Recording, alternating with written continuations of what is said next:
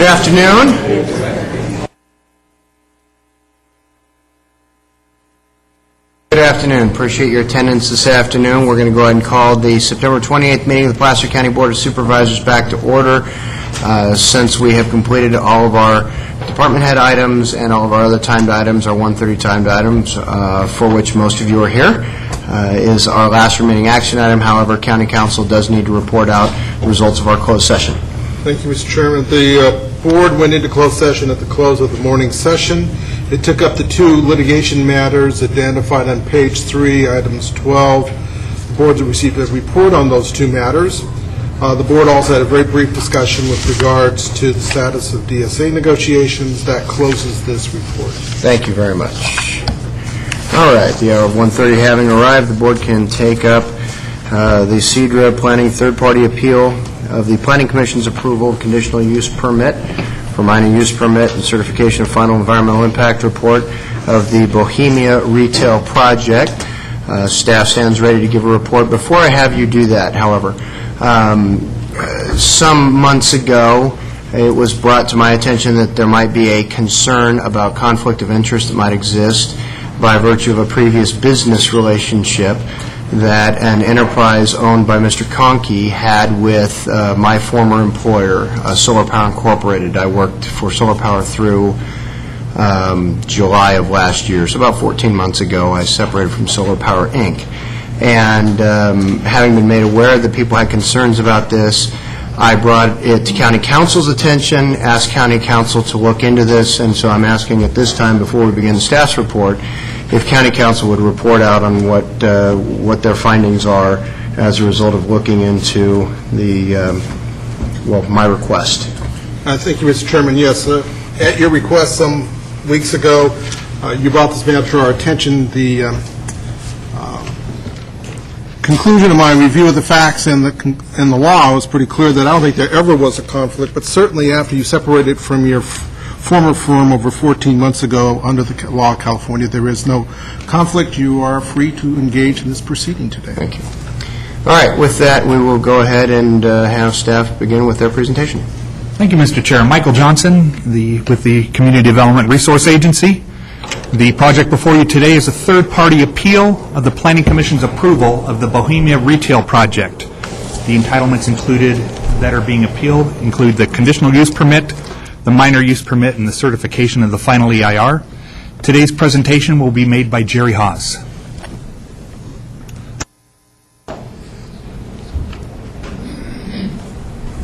Afternoon, Jerry.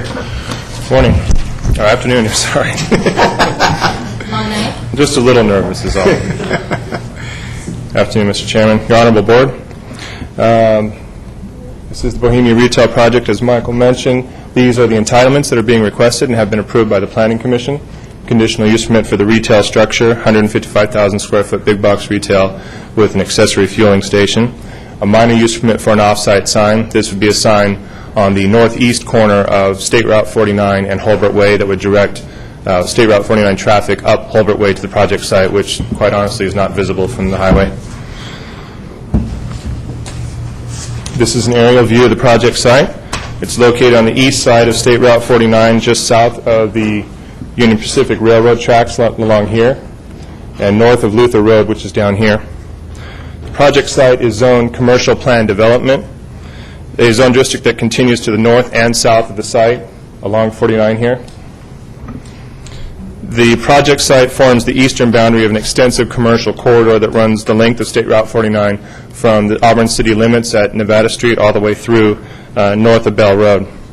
The site abuts single-family residential zoning to the north and the east, and industrial zoning to the south, and commercial zoning to the west. This is an historic aerial photo which shows the former Cal-Ida lumber mill on the site. This is the lumber mill that eventually became the Bohemian Lumber Mill Company in 1978. The Bohemian Lumber Company operated on the site until about 1983 when there was a fire. Most of the buildings burned down and the site's been vacant since that time. A few requests have been proposed on this site since that time. Notably, a similar proposal for Walmart was approved by the Board of Supervisors but was later withdrawn by the applicant. Most recently, the Planning Commission approved a 114-lot residential subdivision on the site. but the applicant withdrew the application prior to completion of the final map, or the rezoning actually, due to the housing market crash of 2007. These are some current photos of the site, which contains a mix of native and non-native grasses, shrubs, and trees. As you can see in these photos, the site retains evidence of the former use of the site. You'll see building slabs there. You'll see paved areas and roadways. The primary access to the site is proposed at Holbert and State Route 49, with an emergency access proposed up here at Canal Street near its intersection with Aaron. The applicant would also be, the project would include basic site improvements, utilities, paving, parking, landscaping. These are things that would be required of any commercial project in the area. The applicant would also be required to pay a fair share into several capital improvement program fees that would fund future roadway improvements. At this point, a tenant is not identified. However, the end user could be a discount club store, a discount superstore, a home improvement center, or a general retailer. This is the proposed site plan. The building would occupy the northeastern portion of the site. The fueling station is shown down here at the southwestern portion of the site. The parking lot and the perimeter landscaping will make up the remainder of the site. You all have a copy of the staff report, which summarizes the anticipated environmental impacts and analyzes mitigation measures for those impacts. There were three alternatives that were proposed for this project. There was the CEQA-required no project alternative, a no Canal Street access alternative, and a mixed-use alternative, all three of which were analyzed in the EIR. While the mixed-use alternative was found to be the environmentally superior alternative, it fails to reduce traffic and air quality impacts to less than significant levels, and therefore CEQA does not require the adoption of this alternative. It's important to note that the same significant and unavoidable impacts, those to traffic and air quality, would have existed under the mixed-use alternative, and also would have existed if the Bohemia residential subdivision was constructed on the site. As stated in the staff report, the remainder of the potential environmental impacts are all reduced to less than significant levels, with mitigation measures proposed in the EIR, and most of which have become, or actually all of which have become, conditions of approval for the project. Following the Planning Commission approval of the Bohemia retail project on July 8th, Placer County received an appeal, which is attached to your staff reports as Exhibit 1. The appeal challenges the EIR as inadequate on the grounds that it does not provide meaningful analysis of the potential air quality, traffic, and fiscal impacts associated with the project. In response to the appeal, the staff report addresses each issue, relying on information that's contained in the draft EIR, as well as subsequent analysis and discussion provided by individual consultants and incorporated into the public record in the form of an addition, A with an A, to the final EIR. This addition is attached in your staff reports as Exhibit 8. I'd like to briefly summarize staff's response to the appeal, beginning with the assertion that the EIR does not provide meaningful analysis of the air quality impacts associated with no Canal Street access alternative, which is actually now the project. The assumption that impacts to air quality would be greater with the no Canal Street access alternative is based on the fact that the alternative would generate additional traffic at the primary access on Holbert Way. When Canal Street's closed, you'll have 15% of the total traffic now being redirected down here to Holbert Way and 49. This alternative would result, as I said, in an estimated 15% of an increase on Canal Street, but the alternative would not result in new or additional traffic. It simply concentrate the traffic at the single location. To put this impact in perspective, the traffic impacts associated with the originally proposed project, that with two accesses, the traffic delay at State Route 49 and Holbert Way intersection during the PM peak hour, the very worst case scenario, would be about 25 seconds delay. When you close Canal Street, that the primary access would see an increase in delay about an additional second. So that's the total of the impact. This very slight increase in delay would have a correspondingly very slight increase in the concentration of emissions at the primary access, and the final EIR has been revised to note this change. The slight increase in the concentration of emissions does not result in a new impact that has not already been identified and mitigated in the final EIR. The appeal also asserts that the fiscal impact analysis is inadequate because it relies on outdated information and a deficient trade area model for the project. The fiscal impact analysis was prepared by Economic Research Associates and was based on information that was current as of January 2009. At least 4 pages of the analysis are dedicated to the current economic recession, which I'm told ended last year, including an account of the forecasted figures for economic growth being adjusted downward as a result of the recession. The trade area model is intended to encompass those areas not currently served by similar retail projects. This eliminated all areas south and west of Loomis because they are already served by big box retail that exists in the Rockland and Roseville area. It is assumed that consumers will travel to the nearest destination to shop at their preferred retailers. One quick note about the fiscal impacts associated with this project. It is assumed that some businesses, within the fiscal impact analysis, it's assumed that some businesses will fail as a result of the Bohemia retail project. This is not a fact that staff has denied or ignored. The fact of the matter is that the fiscal impact analysis demonstrates that there is sufficient consumer demand in the Auburn area to ensure that new tenants can effectively compete with the project in other retail areas. The analysis concludes that the project will not result in urban decay because, among other things, the project will create shopping opportunities which will attract customers from the Grass Valley area and trade area residents who currently travel to places like Roseville or Rockland to shop. This will likely have a positive spillover effect on existing businesses and retailers in the Auburn area due to the additional customer traffic. Finally, the appeal asserts that the EIR is flawed as it relies on a deficient cumulative impacts analysis in regards to potential impacts associated with the No Canal Street access as opposed to the originally proposed dual access project. As I've already mentioned, the No Canal Street access alternative does not create any additional traffic and therefore would not result in new traffic, air quality, or noise impacts. As stated in the staff report, we have determined that the project is consistent with the Auburn-Bowman Community Plan, land use designation, and with the site zoning, both of which are commercial. As shown in the EIR, all potential impacts, environmental impacts, are considered less than significant with or without mitigation, aside from certain traffic and air quality impacts.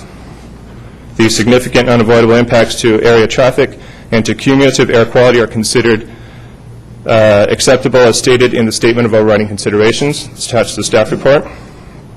In total, there are 136 conditions of approval for this project, which will ensure that the project impacts to adjacent neighboring properties and to the community at large will not be detrimental to the health, safety, or security of the community.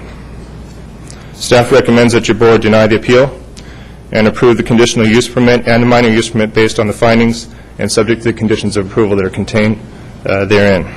Additionally, staff recommends that your board take action to certify the final EIR and adopt the findings of fact in the Statement of Overriding Consideration. And that concludes the staff report, unless you have questions. Thank you very much. Supervisor Holmes has a question for you, I believe. Thank you, Jerry. It sounds like you've given this presentation before. Once or twice. I should have been able to recite it without reading. The housing project that was in there was approved by the planning department, correct? That's correct. And did you say that the air impacts, quality impacts caused by the housing project would be the same as this project? Yeah, that's true. Both the air quality and traffic impacts were significant and avoidable with that project as they are with this one. We're just at a point now where anything more adds incrementally to the impacts out there. Okay, thank you. That's all my questions. Any other board members have any questions? Supervisor Montgomery? Just, I think, a technical question, Jerry, for right now. You say there's 136 conditions of approval. Can we add conditions of approval if that's something that we chose to do as a board? If you, yes, yeah. Okay.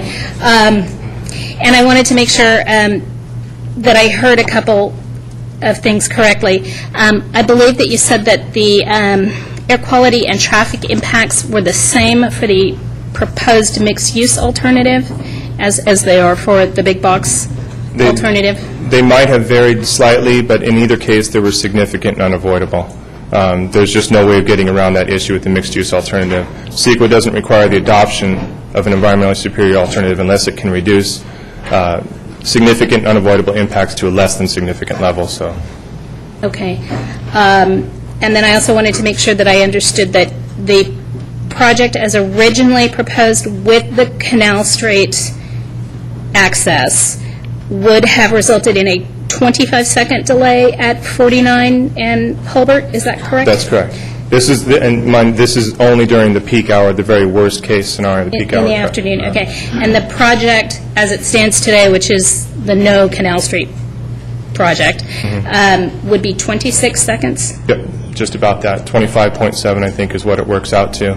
Essentially, you just taking 15% of the trips that would come up here, and they're coming up this way, and if you parse it out throughout the course of a day, it results in about a 1.5-second delay.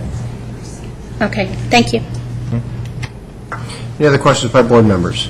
I might point out that the dais is additionally adorned this afternoon in honor of Supervisor Montgomery's anniversary today, so hence the flowers there on the end. That's why. Happy anniversary. No one died.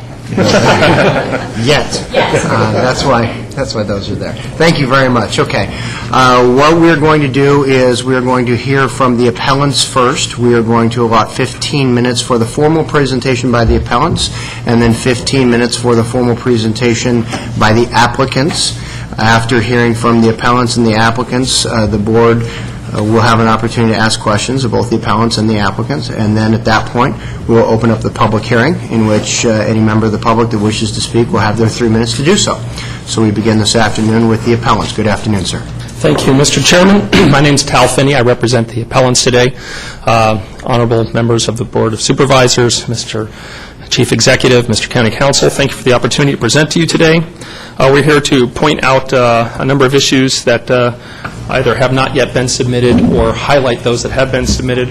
I first want to state that the legal basis, by the way, my name is Tal Finney. I'm with the law firm of Dongell, D-O-N-G-E-L-L, Lawrence with a W, and Finney, F-I-N-N-E-Y, L-L-P. Okay? Tal, T-A-L, last name's Finney, F-I-N-N-E-Y.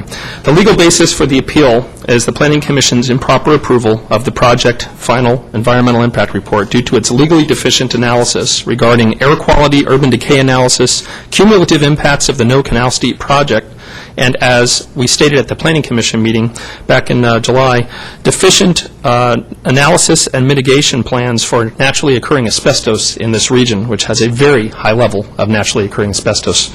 As such, I incorporate by reference our letter to the Planning Commission meeting of July 8th, 2010. Starting with NOAA, naturally occurring asbestos, it includes a group of minerals commonly found in ultramafic and serpentine rock formations. This is, I think, still currently the state rock. They're working on legislation to remove it, which means it gets the same protection as old-growth redwoods. But anyway, it's quite pretty, actually. They have a whole bunch of it right in front of the state EPA building. NOAA can be released when rock is crushed or broken, and is also released due to weathering and erosion. Once released, NOAA can become airborne, and all forms of asbestos, we know, whether they're industrial or natural, can cause serious health effects, cancer, respiratory disease, mesothelioma, etc. Naturally occurring asbestos is prevalent in at least 44 of California's 58 counties, which may include Placer County, and indeed does here. If you take a look at the map that has been included in the materials, it appears that this particular site is sitting on a mother lode of this material. However, having stated that, the Bohemian project's draft EIR states, and it went through the final, that the geotechnical report prepared for the project site in 2004 indicates that, with the exception of a trace amount of chrysotile in one sample, less than 1%, NOAA was not present on site, and mineralogical analysis did not reveal the presence of NOAA. See Appendix N is what it refers to. However, although unlikely, the potential still exists for airborne NOAA to result in adverse impacts to sensitive receptors during construction activities. This is through pages 9 through 14. It does state again in the report on page 5 that with the exception of a trace amount less than 1% in one collected sample, I just quoted from that, but just further down on the page it states that with the exception of the trace amount, the mineralogical testing of the rock samples did not detect the presence of asbestos minerals. Special grading requirements for soil and rock, as required by the Placer County Environmental Health Department, where NOAA minerals are present, will likely not be needed during grading and other site improvements. However, due to the limited nature of our exploration, the possibility of encountering localized areas of asbestos-containing rock during grading cannot be ruled out. Okay, our geologists should be on site during mass grading to continue the presence of asbestos-containing rock. Again, it states at page 7, this is the report prepared by Espana, Geotechnical Consulting, for this particular project. Page 7, it says, although only trace amounts were identified in our laboratory testing program, the probability of greater amounts of NOAA being encountered during grading operations cannot be excluded based on our limited number of subsurface investigation points and rock NOAA tests. And it gets into a number of things that they have concerns and how to try to address that. I want to point out that despite the clear potential for airborne NOAA to result in adverse impacts, the final EIR fails to provide any data supporting the conclusion that there is a purported trace amount of NOAA in one sample or no NOAA in the mineralogical analysis. The ESPANA Geotechnical Investigation Report, prepared in December of 2004, and attached to the draft EIR as Appendix O, illogically does not contain any foundational data, and refers to this Appendix N. Okay. Unfortunately, there is no Appendix N in the ESPANA report. It refers to an Appendix Roman numeral 2, which itself does not appear attached to this. And again, going back to CEQA and the Bakersfield Citizens case, which was seminal in kind of laying out what CEQA is about, it's supposed to provide that an EIR must include detail sufficient to enable those who did not participate in its preparation to understand and to consider meaningfully the issues raised by the proposed project.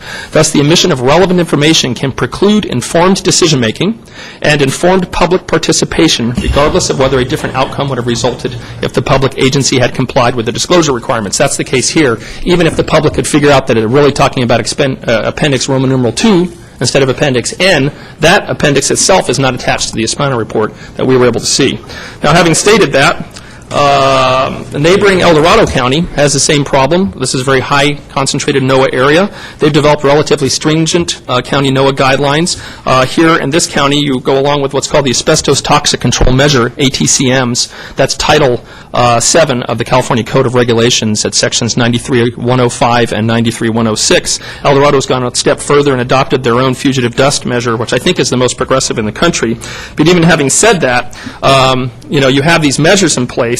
The fact that they're not as stringent here necessarily, and then also the inability to find this data, to have the regular member of the public, reasonable member of the public be able to find this data, it does not allow the county to make the informed decision about the significance of on-site NOAA and any appropriate mitigation measures. So this is one of the things I wanted to point out. Another area I wanted to get into was the deficient air quality analysis. The EIR utterly fails to provide a meaningful analysis of air quality impacts expected under the No Canal Street project. When an EIR fails to disclose the extent of the negative environmental effects of a proposed project, mitigation measures and alternatives cannot even be considered. Thus, the EIR failed to meet the most basic standard of providing information to enable the public and the decision makers, the Board of Supervisors, to evaluate the known physical environmental impacts of the project. It clearly states that, quote, implementation of the project will result in significant impacts in regard to air quality. That's the final EIR, Chapter 1, page 12. It continues that, quote, because under the No Canal Street alternative is projected to increase traffic congestion at the primary access, and CO emissions are directly related to traffic congestion, the under No Canal Street alternative would have greater impacts as compared to the proposed project, end quote, and that more air pollutants would be, quote, emitted by the No Canal Street alternative project-related traffic. This is at the draft EIR, Chapter 17, page 10. This point is plainly reflected in Table 17.2, which shows that the No Canal Street alternative will result in greater air quality impacts than the proposed project, and the proposed project has significant and unavoidable air quality impacts. Despite the concession that the No Canal Street alternative will have grave air quality impacts, neither the DEIR alternative chapter nor the air quality analysis chapter provide any data regarding this alternative's increase in pollutants or analysis regarding the greater air quality impacts. This is significant. Basically, again, we have, there's no way to assess the extent to which the No Canal Street alternative negatively impacts air quality because there is no data has been provided. This blatant lack of information fails to meet CEQA's informational threshold under the Bakersfield case. The final EIR's enhanced analysis of the No Canal Street alternative also failed to provide any data regarding the increased air quality impacts, yet somehow concluded that the impacts would be less than significant. Without the data pertaining to the greater impact, the public and the reviewing body cannot assess, let alone conclude, that impacts would be less than significant and whether any mitigation measures may be appropriate. This complete lack of data pertaining to impacts that are known to be more significant than a project that is already significant and unavoidable utterly fails to meet CEQA's information threshold. In response to this appeal, Placer County prepared an addition to the final EIR, you just heard from your staff, that conceded that it failed to provide any data about the project, which was the No Canal Street alternative's increased air quality impacts. The addition blatantly maintained that it could not even justify justify an, quote, analysis for the primary access intersection, end quote, as seemingly the analysis of other intersections were sufficient and there could be no long-term problem associated with increased air emissions because car engines get cleaner and cleaner. That's a quote from the addition. Addition to the final EIR at page 2 to 5. Ultimately, the addition's excuse for failing to provide air emissions data for the primary access point to the project is that since there may not be a change in the number of vehicle trips between the original project and the No Canal Street alternative, quote, regional emissions generated by the operation of the proposed project would not change, end quote. Again, final EIR at page 2 to 5 at the addition there. However, the addition takes great lengths to clarify that there is, quote, slightly greater concentrations of emissions in regards to air quality, end quote, despite failing to provide any data so that the public can itself determine the effect of this greater concentration of emissions on public health and the environment. Incongruously, the addition argues both that there are no changes in regional air quality, but that there is a slightly greater impact on air quality due to the No Canal Street alternative, and in both cases failed to provide any data to support either conclusion.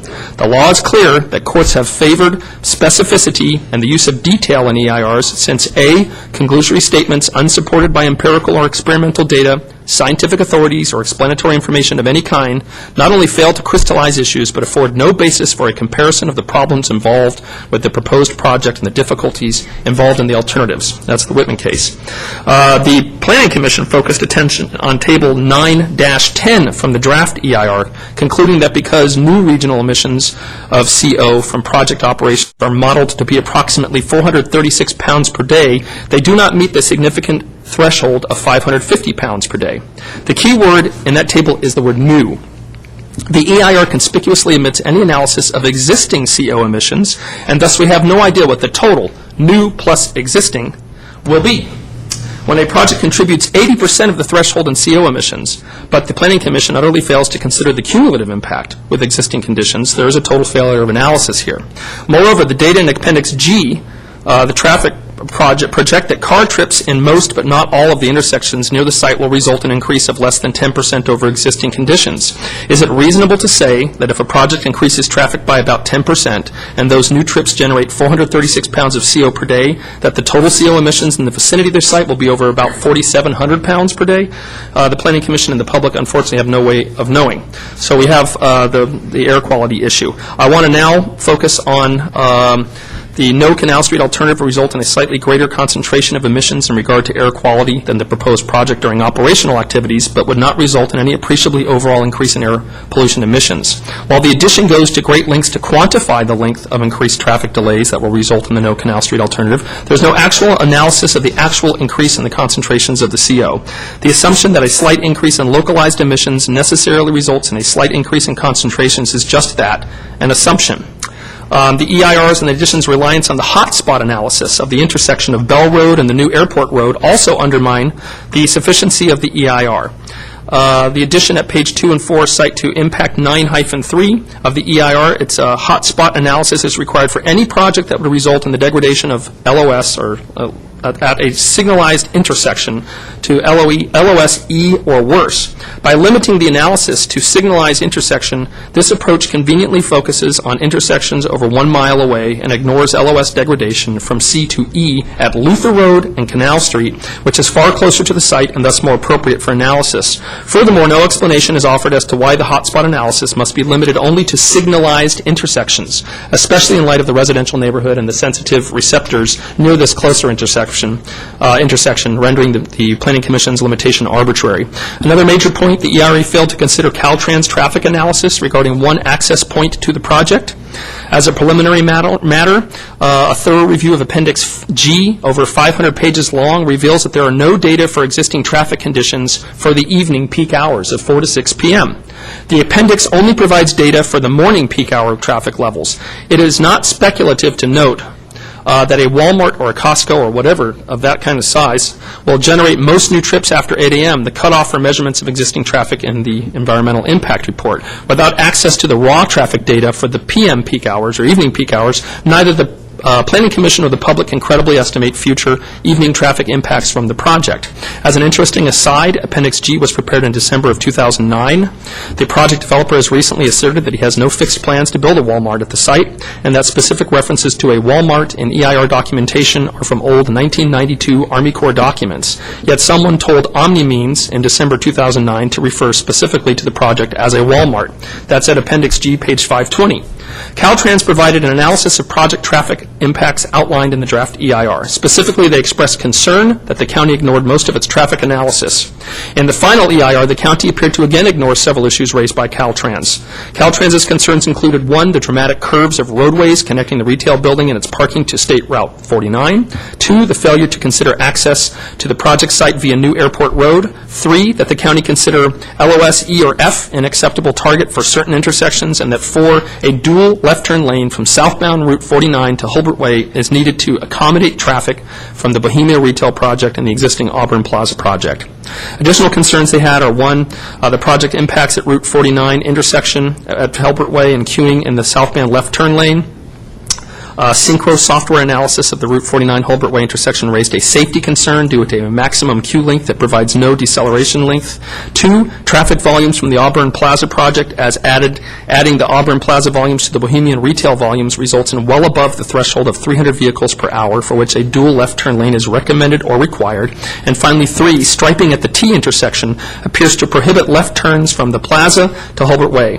If this is the case, none of the vehicles at the Plaza will be able to turn left to go southbound at Route 49, but will be required to turn right northbound at the Southern Plaza driveway and then make a U-turn at either the Hulbert Way or a New Airport Road, Kemper Road signalized intersection. Finally, the Hulbert Way leg between Route 49 and the T intersection that leads to the Plaza and north to the Bohemia project is significantly constrained by narrowing from 2 lanes to 1 before the T intersection and should be widened to provide 2 lanes up to the T intersection. Approximately how much more time do you think? Oh, I could probably wrap it up here in another minute, Mr. Chairman. Is that okay? Thank you. So I'm going to move then to, so I wanted to, again, just point out that Caltrans raised significant concerns, and they have not been addressed. Fourth, the addition does not save the flawed and speculative urban decay analysis. The addition relies on what purports to be qualifying language in the ERA report, Appendix U to the EIR, suggesting that it has taken the recession into meaningful account. However, those assurances are not reflected in the actual analysis, and in most cases, the data conflict with generalized language. For example, the addition highlights a key observation that relied on adjusted 2006 per capita retail sales. The appeal noted that the ERA relied on data from 2006 and 07 with limited national, not local data from early 08. This key observation itself is based on 06 data, suffering the same flaws as outlined in the appeal. Likewise, the real income adjustments are overstated and dubious. Page 27 of Appendix U, ERA claims that it adjusted downward its assumptions about annual real income growth from the observed 1.9% per year to 0.2 to 0.3% per year. First, income growth typically does not occur in a recession by definition. Second, the adjustment is arbitrary. No explanation is given. Third, ERA defined the 1.9% figure from a source called, quote, striking it richer, end quote, describing the enormous growth in income disparity in the last decade. And that same source notes that by excluding the top 1% of all earners earning greater than $388,000 per year, only a handful of Placer County residents might earn this much or more. The more realistic pre-recession growth value was 1.1%. So the modeled income growth is overstated by 72%. Lastly, ERA did not use the stated 0.2 to 0.3% value, but instead used a value of nearly 3%, which is 10 times higher. And I'm going to leave it at that. I do have a letter that I would like to enter into the record with the supervisors. Thank you so much. And again, we are incorporated by reference our letter to the Planning Commission in our last meeting with them. So I appreciate the opportunity to address you today, and if you have any questions, please don't hesitate to ask. Okay, any questions, Mr. Finner, at this time by board members? Okay, seeing no questions. Appreciate the time. Thank you. Thank you. Okay, so we will now hear from the applicants. The appellant having gone about a minute long. Should the applicant need a little bit more time, that would be granted as well. Otherwise, if we could stick to the 15 minutes, that would be great. Thank you, Mr. Chairman. Thank you. Good afternoon, members of the Board of Supervisors, members of the audience. My name is Jim Moose. I'm here as an attorney representing the applicant. And I want to start out by saying how surprised I was by the presentation I just heard from the appellants, because it raised at least two issues. And probably many more that are not found in the appeal. And for that reason, I would note with all respect that those arguments are not properly before this board, and the board has no jurisdiction to reach those.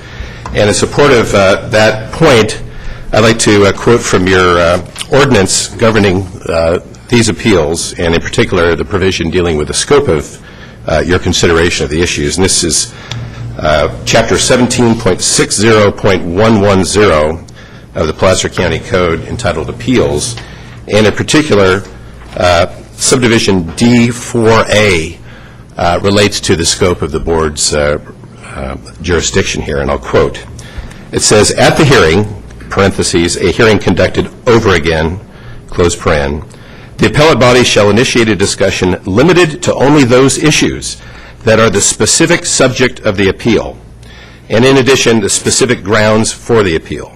Goes on to say, for example, if the permit for a project approval or denial has been appealed, the entire project will be the subject of the appeal hearing. However, if a condition of approval has been appealed, then only that condition and issues directly related to the subject of that condition will be allowed as part of the discussion by the appellate body. If you go down to 4A(2), it adds that when reviewing a decision on the land use permit, the appellate body may adopt additional conditions of approval that may address other issues or concerns than the subject of the appeal, only if such other issues or concerns are substantially related to the subject of the appeal. Supervisor Montgomery earlier asked the question of staff, could you all add additional conditions beyond the 100-odd conditions that are already in place from the Planning Commission? And I think that language I just read qualifies that answer. You could, but only if they were, the new conditions were substantially related to the subject matter of the appeal. The appeal itself only challenges the environmental review for this project. It does not challenge the wisdom of the land use decision, doesn't challenge the appropriateness of the use itself, and only identifies a handful of grounds that are briefed at length. And it does not include, for example, the issue of asbestos, nor does it include any of the issues attributed to Caltrans that Mr. Finney just rattled off. Because I wasn't expecting those issues, I'm not prepared to address them, but if the court, I was going to say court, jumping the gun here. If you all want further information on that, I'd invite you to ask questions of the various consultants who are here, although technically, as I said, I don't think you ought to be getting into those things. The appeal itself had just a handful of issues, all limited to the CEQA review for the project. They went to air quality, but nothing about asbestos. They went to the urban decay analysis, and they went to the adequacy of the cumulative impact analysis.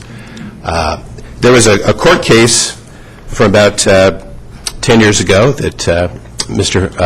Finlay here knows all about, and it's a well-known case in the CEQA world on the question of exhaustion of administrative remedies called Tahoe Vista Concerned Citizens versus County of Placer.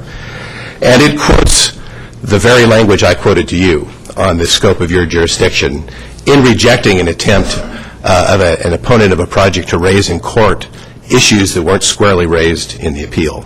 So what I'm saying here is nothing new. There are other jurisdictions that would provide for a broader amount of jurisdiction to an appellate body such as yourselves under these circumstances, but that's not your ordinance. Your ordinance here, for whatever reason, makes the Planning Commission here the primary decision maker on any action that's not legislative in character, such as the project approvals here, and then confines the jurisdiction of the Board of Supervisors on appeal to those issues squarely raised by the appeal. Now, these appellants could have raised more issues. They chose not to. There's nothing in their appeal that incorporates by reference, for example, their earlier letter. When we saw the appeal and noted that it didn't include some of those earlier issues, I made the assumption that Mr. Finney, in his lawyerly judgment, came forward with his best arguments and had abandoned those earlier arguments. And I think it's a bit unfair for him to raise those here today, having abandoned them formally by not raising them in the appeal. Now, just to get to the merits of the actual appeal, I do commend you to the addition, and I assume you all have read it, and I don't want to add to it because I think it's very thorough, but I'd like to, for the benefit of the people in the audience as well as yourselves, give you sort of a layperson's short version of it all. The project before you now started out as an alternative. If you've read the comments on the draft EIR, you'll see that the original version with access in part from Canal Street wasn't very popular with the people who thought they'd be impacted by traffic coming up Canal Street. So the applicant did the right thing by those folks and modified the proposal so that the project before you is now what started out as an alternative in the EIR. So we have a project that's already moving towards a greater level of environmental mitigation. And typically this is what people like to see in CEQA. This is a CEQA success story. You start out with a project with a certain level of impact. You float it out there for public review. In some instances, you get very negative comments on certain aspects of the project. Sometimes applicants want to go forward with their original proposal.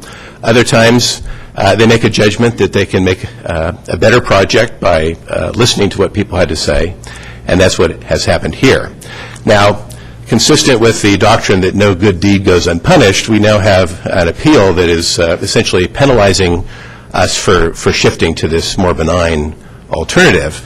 And all the arguments in the appeal really go to whether the EIR adequately studied the no Canal Street alternative. And I think the addition does an excellent job of explaining why the analysis is adequate. I think the air quality issue can be boiled down to very simple terms. In California and under federal law, most of the air pollutants of concern are regional in character, meaning that they contribute ultimately to smog. And the primary examples of those are what they call ozone precursors, oxides of nitrogen, volatile organic compounds that come out of everybody's tailpipes. Those pollutants only become a problem as they rise into the atmosphere and in the presence of sunlight become smog. The addition explains that there really is no additional overall increase in air pollution here. So from the standpoint of regional emissions, the lungs of the area will not know the difference between this project and the originally proposed project. We all live in an air basin that for years and years has been in non-attainment for both federal and state ambient air quality standards for smog, essentially. So that's the world in which this project is proposed, and this project will make that a little bit worse. But there's no health effect associated with a change from one entrance to another. So the only issue really is whether the new entrance, by having a slight increase in localized pollutants, and in particular carbon monoxide, whether that it has a health effect that's cognizable. Now, we've been told that the actual difference is a 1 second difference in delay. So the theory here must be that this 1 second in delay generates so much additional carbon monoxide as to raise a health issue that is not dealt with properly in the EIR. And the addition explains why that's not the case. I've been practicing in CEQA since about 1985, and one thing I've learned in the last 10 years or so is that certain issues go away over time while others get worse. You hear a lot more about the ice caps melting today than you did back in 1985, but you hear a lot less about carbon monoxide. And the reason for that is that in the last 25 years or so, car engines have got cleaner and cleaner and cleaner. Now, Mr. Finney sort of derided that as being an irrelevant point, but actually it's a fundamental point. And the reason I raise it here is that hotspot analysis, and in particular the modeling of carbon monoxide impacts, is very rare today, even though it used to be commonplace 10, 15 years ago. What used to be assumed was if you had a lot of idling in a location where people were waiting in a left turn lane, you might get concentrations of carbon monoxide that are unhealthful. And so at a certain level of service, maybe F or something like that, the consultants would go out and do their hotspot analysis to determine whether there were health effects. But nowadays, that same level of congestion with cleaner cars doesn't create the same issue. So it's very unusual nowadays for carbon monoxide to be an issue. So there was no modeling required here. You have experts on air quality who can testify as to why that's the case. And so they do not believe, and this is all in the addition, that the movement of the main access to this new location with the 1 second of additional delay either requires this modeling or represents any sort of cognizable additional threat to public health. And if there were a hot spot, it can be right in the middle of Highway 49 and not in anyone's neighborhood. So I think this air quality issue is really quite simple when it boils down to fundamentals. Regionally, there's no change. The overall emissions are the same. You have a slight increase in concentration at one point, and that translates into increased carbon monoxide emissions, but it doesn't matter because those issues are not as important as they used to be because of cleaner cars. On the issue of urban decay, the county staff and consultants, as reflected in the addition, stand by their analysis. You had a professional economist identify a market area for this project. The arguments in the written appeal argue that the trade area should have gone as far as certainly Loomis or Rockland, even Sacramento perhaps, and the addition comes back with kind of a common sense response, which is that no one would drive past 4 or 5 Home Depots or Walmarts or clubs of discounters to go to Auburn to buy a widget when they can get these same widgets at a closer location. So you normally draw a trade area around an area that doesn't have somewhere to go already. So this is bringing a big box use to an area as we get out into the rural hinterlands here that doesn't already have a whole bunch of these big boxes. So it doesn't make any sense for people to come from Sacramento or Rockland and drive by all these other big boxes to get here. Even if there was an argument on this, we have substantial evidence in the record supporting the determinations in the EIR. I'm loath to say this being an attorney myself, but I feel compelled to point out that arguments from an attorney disputing expert technical analyses in EIR do not rise to the level of substantial evidence. And I think it's pretty obvious why mere argument by lawyers should not be treated as evidence. We all do get carried away, so you can't give us credit for being a PhD in traffic engineering or climate science or anything like that. You really need to look at underlying technical analysis. Mr. Finney has put forward no technical analysis. He simply made arguments as an attorney quibbling with technical studies for which he has no formal training as far as I'm aware. But even if he had studies, even if you're presented with your economist saying X and his economist saying Y, the law is quite clear that you would be well within your rights to rely on your own experts. And a court would uphold your decision to do so as long as the expert judgments on which you relied are supported by substantial evidence. So here we have all the substantial evidence on the side of what the county has determined through the EIR and mere argument on the other side. And almost all the arguments I heard were highly technical and were not really in the nature of legal arguments as much as quibbling with methodologies used by experts. And with all respect, I just don't think Mr. Finney has the training really to be second-guessing the work of people who spent their life in a particular discipline. The final issue that I want to talk about relates to the cumulative impact analysis. And I think the fundamental flaw in the argument there was the notion that a separate cumulative impact analysis needs to be prepared for each alternative. That's not the law. Typically, the cumulative impact analysis looks at how the project as proposed fits into a larger geographic and temporal context. To ask the question whether impacts that might seem to be no big deal in a confined area, looking just at the present, might seem worse when you look at a larger physical area and a larger time period. So you pull back your lens and you now have a larger view that you're looking at. In that context, the difference between these 2 points of access really is immaterial. But even so, there is an updated traffic analysis in this edition which looks at cumulative impacts along Highway 49, which would be the only part of this region where the change in the location of the entrance might make any difference. And that analysis concludes that there are no new significant effects on the environment associated with a change in location that would resonate in the cumulative context. So by way of summary, with all respect, there's new issues raised here today. Not only is that unfair to us because we didn't have notice that they'd be raised, but also it's contrary to the terms of your ordinance. I invite you to ask Mr. LaBeouf or Mr. Finley for their opinions on that. And on the issues that are legitimately before you, the addition has done a splendid job of explaining why the EIR is adequate. If we could respond to arguments later in the form of rebuttal, we'd like the opportunity to do so. Thank you very So unless you have any questions, Any I'll questions wind by up. board members of Mr. Moose? Supervisor Montgomery. I actually have a question, not of Mr. Moose, but for County Council, and that's that I would like his opinion on the assertion made by Mr. Moose that we are limited specifically to the terms of the appeal. What is our position on that? I would agree that we are limited to the appeal, but I wouldn't so narrowly construe the appeal as Mr. Moose has construed it. You're looking at page 25 of your material, Exhibit 1. It's a standard appeals checklist.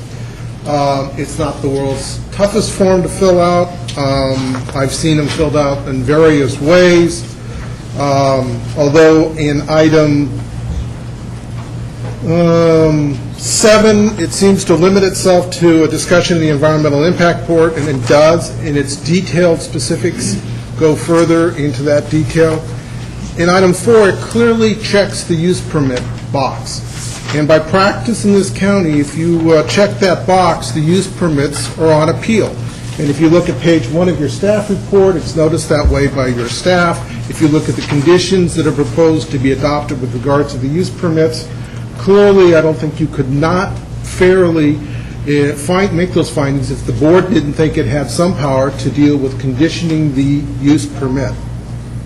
Now, there's a more narrow argument that Mr. Moose has raised with regards to, within the environmental discussion, the appellant articulates fairly narrow set of issues. Our office had noted, and I had discussed with Mr. Finley before, it did seem to narrow the issue from what was discussed earlier.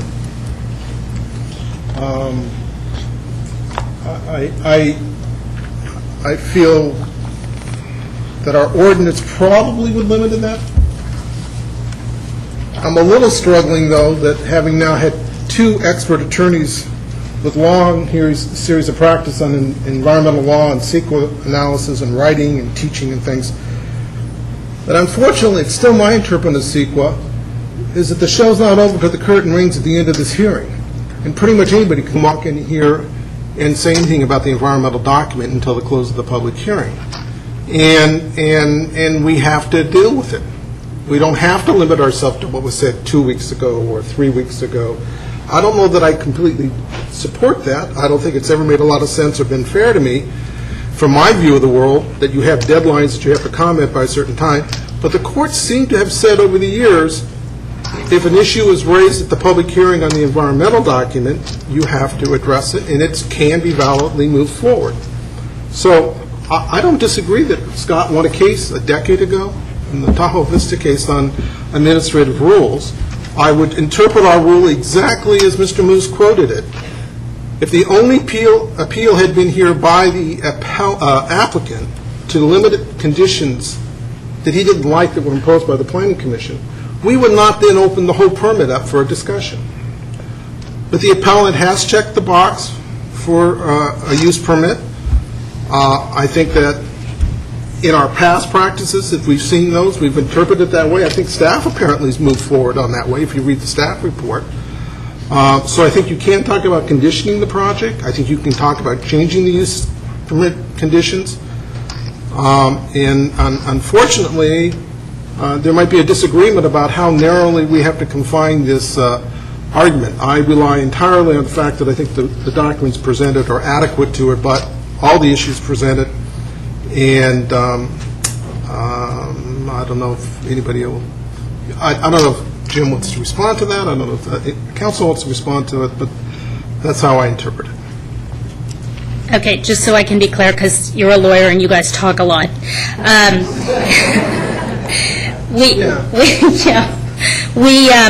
We can comment on the specifics of the appeal, but it sounds as if what you're saying is that we can also comment on other issues that may have been raised because this is an ongoing process. So potentially other issues that were brought to our attention by other members of the public who commented, wrote letters, sent email, made phone calls, those could be addressed during this process. Some years ago, and I think it was probably when Supervisor Bloomfield was chair, we had a series of appeals that were going to the Board of Supervisors, and they were settled. And the public, relying on those appeals, never got a hearing. And we did amend our rules to allow the fact that once there's an appeal to the Board of Supervisors, you can't withdraw or narrow an appeal. We've had a practice of generally broadly interpreting these things. Had they not checked the use permit box, had they only checked the environmental review box, I would say the use permit would not be before the board. I would say no comments on the use permit would be before the board. But they did. And if you're a citizen thinking about also filing an appeal or having seen this appeal, we haven't set a set of rules up that I think fairly say you can rely upon that interpretation of that document. I don't remember when that debate was, 7, 8 years ago, but it was a big debate, and we worked our way through it, and then we came up with the new policies.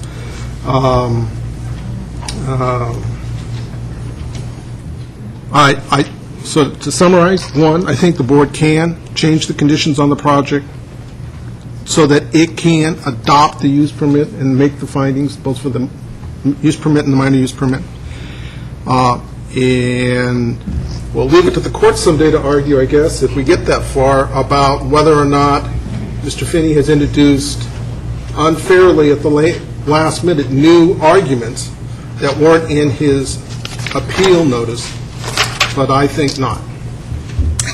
Thank you.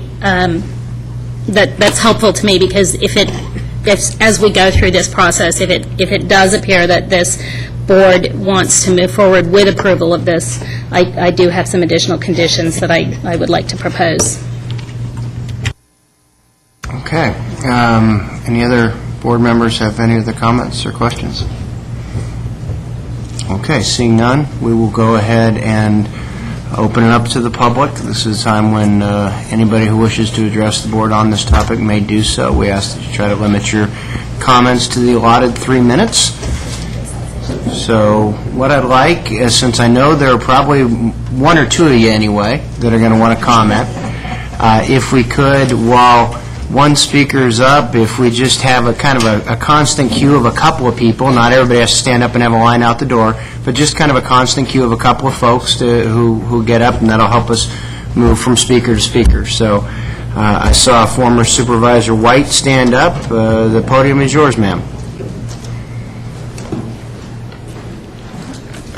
I'm sorry. Very much. Let me rephrase. I saw retired Supervisor White. Difference between former and retired. Left of your own volition.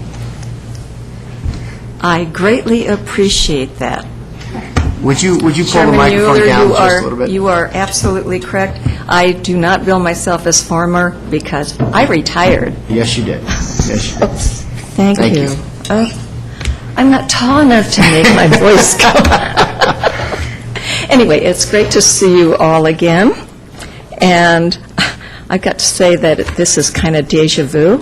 When I was here speaking against Walmart, you, Kirk, were on the board, as well as you, Robert, and Tony was our county council. Matter of fact, I was chairman during that hearing. Must feel weird. Well, I still don't want any part of a Walmart-type project, whether it's Walmart, Sam's Club, or whatever. I just have this thing about that particular organization. However, I am here to support Jim Conkey's right to build on that property. When I was in office,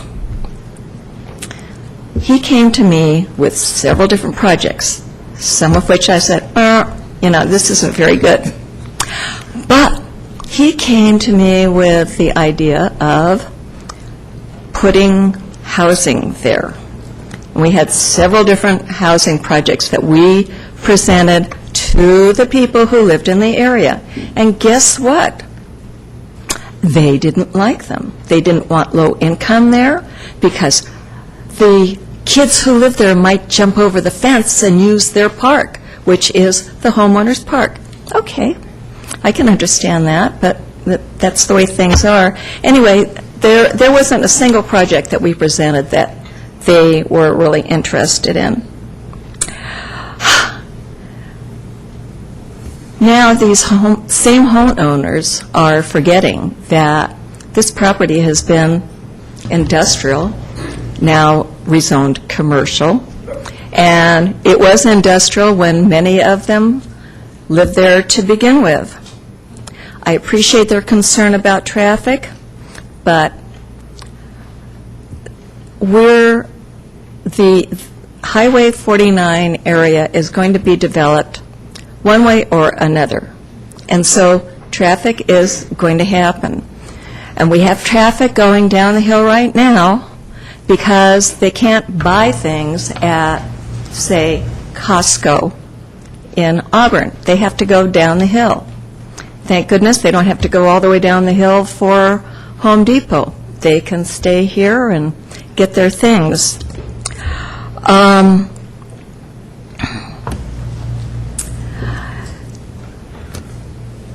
The issue here is, to me, not necessarily what project goes in there, but the fact that Jim Conkey has the right to develop his property. And I would not like to see a big project go in there, but that's up to Mr. Conkey. Thank you. Thank you. Okay, and again, everybody who wants to speak will get an opportunity to. I appreciate you folks going ahead and standing up. But 2 or 3 is plenty. If the rest of you want to rest your legs and sit down, that's great. If you want to stand there, that's great too. But the next speaker, go ahead and step on up. And I don't want folks to feel like if they're not in line, they're not going to get to speak. Anybody who wants to talk will have the opportunity to do so. Okay. Thank you. I'm Joe Marmon. I've been somewhat involved with PACE, but I also have my own issues here. We're not objecting to the right of Mr. Conkey to develop that property. We just think his proposal is totally out of character, violates the Bowman Community Plan, which this land is still subject to the restrictions in the Bowman Community Plan, which calls for smaller use, not a big box development. And we think the secret is still not being admitted, that it's intended to be a Walmart. And I just want to talk shortly about some of the effects of Walmart across the United States. There's been probably hundreds of studies of the effects of Walmart. One is a book from University of California, Irvine. The most sophisticated analysis to date of Walmart's impact on retail employment and wages is that the opening of a Walmart will reduce county-level retail employment by 150 jobs in an average community. Walmart employs an average of 360 workers. This suggests that there will be new jobs created by Walmart. However, 1.4 jobs have typically been lost for each new job created at Walmart. The study also found the arrival of a Walmart store will reduce total county-wide retail payroll by an average of $1.2 million. Another study, University of Missouri, says that of 1,700 counties that added a Walmart between 77 and 98, that they do boost retail employment by 100 jobs in the first year, far less than the 200 to 400 that they advertise, and the stores create the loss of 40 to 60 additional loss of retail jobs as more competing retailers downsize and close. Let's see. A study also found that within 5 years of a Walmart's arrival, the county lost an average of 4 small retail businesses, 1 mid-sized store, and 1 large store. In fact, even their environmental impact report admits that. It says a proposed project includes services that that the Walmart store would compete with existing businesses, including general retailers and groceries in Placer County, to the extent that those businesses would close and resultant vacancies would contribute to the physical deterioration and urban decay. Walmart not only lowers pay rates, but reduces the total number of retail jobs. The employees earn 20% less than other retail workers on average. There was a memo that was leaked out of a Walmart board in October 2005 to their senior staff were Walmart current health care benefits. They were trying to reduce those costs, and he said that 48% of the company's employees are, only 48% of company's employees are enrolled in the insurance plan, whereas an average of 68% applies to other national employers. Walmart has a significant percent of associates and their children on public assistance. Because they pay so little, employees enrolled in Walmart's insurance plan spend an average of 8% of their income on health care, nearly twice the national average. Mr. Marmon, if you could please conclude your remarks at this point. Your 3 minutes are up. You want to just go ahead and sum up your remarks? Thank you. Okay, well, you could. That's good. Just a note as we move forward, the board is being asked to consider a retail project. There has not been a user that has been identified. I let Mr. Marmon have his say in regard to the user, and so those of you that might have a particular opinion about a particular user, hopefully Mr. Marmon was able to speak on your behalf in that regard. I would request that comments be germane to the specific use that's being requested, not to potential users at this particular time. I would appreciate that. Thank you so much, sir. Go ahead. Good afternoon. Eric Hill. I'm sorry, sir, I didn't... Eric Hill, H-I-L-L. Hill. Okay, thank you very much. Just a quick comment. We thrashed this same process for almost 10 years with Home Depot. At the loss of the county lost that for 10 years. We finally got it. The same deep pocket types are trying to stop this project. If you look back now, we can Monday morning quarterback the Home Depot project. It's been an overwhelming success. And all of the nitpicking concerns they had never came to fruition. And I would estimate the same thing would happen this time. Thank you very much, Mr. Hill. And our next speaker. Good afternoon. Good afternoon.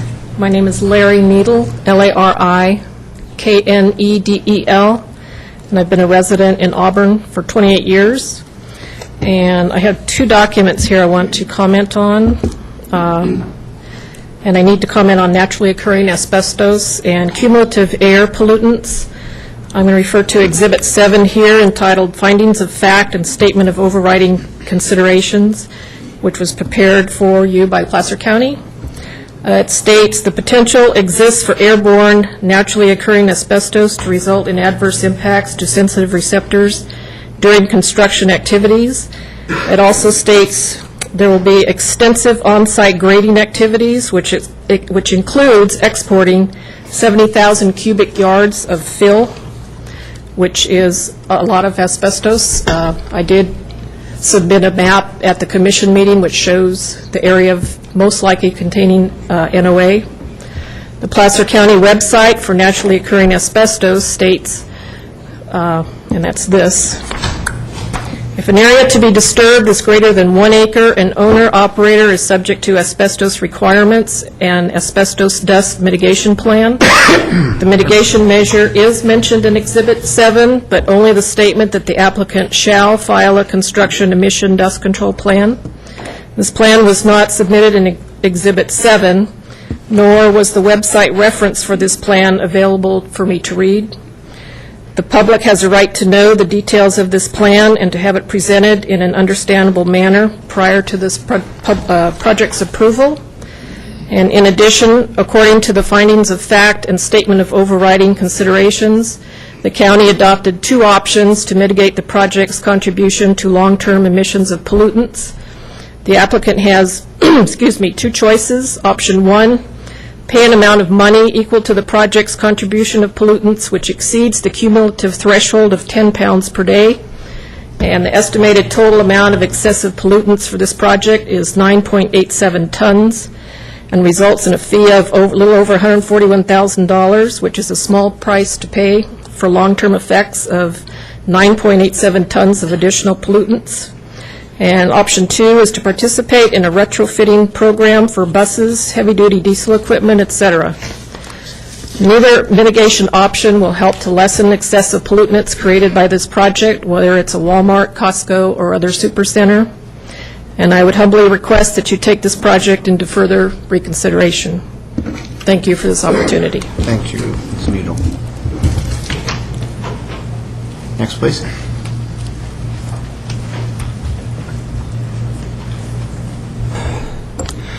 Good afternoon, Supervisors. My name is George Horan, Horan, of Memory Lane here in Auburn. After listening to the attorney opposed to this project and the previous speaker about the dire health consequences of building one big box store here, I'm astounded that anyone is still alive in Roseville. They should be stacking the bodies down there like cordwood. I think this is smoke.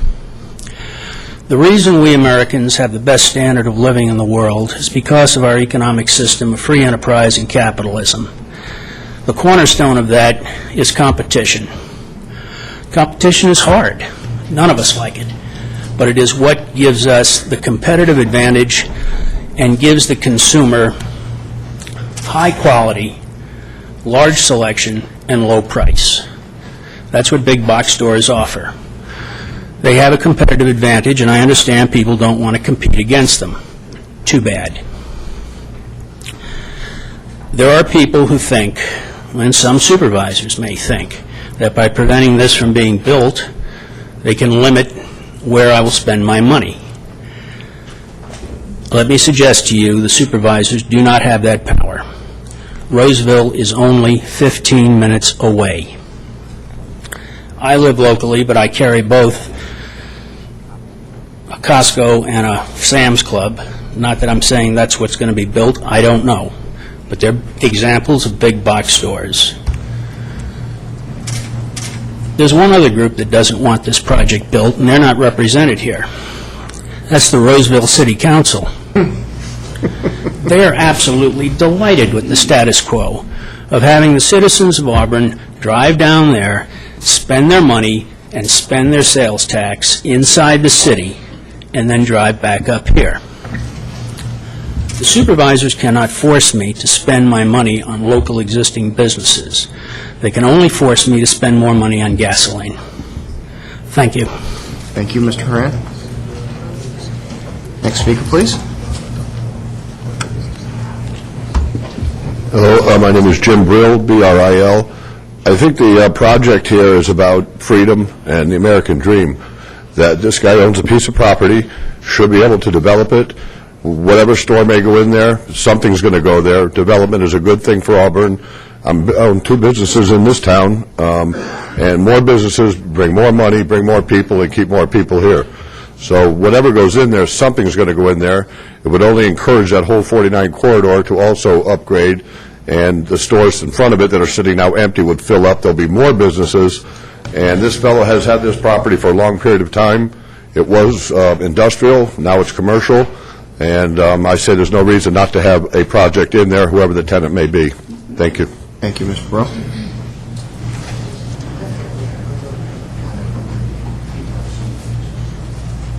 My name is Jim Lanetta, and I oppose this project. To what the previous speaker said here about competition, our economy is based on competition. Big box stores do nothing but eliminate competition. Nobody can compete with a big box store. Small businesses in our area will go out of business if a big box store goes into there. So to say that competition is good is absolutely ludicrous. That's not what the American dream is about. It destroys the American dream. Big box stores decimate small businesses in small towns like this. Anyhow, my argument against this project is simply the size and scale of it. It doesn't matter what it is, this project, whether it's a Walmart or not, it's too big to be put next to a neighborhood. It's not compatible. The Auburn-Bowman Community Plan states that, quote, new development must be compatible with existing development.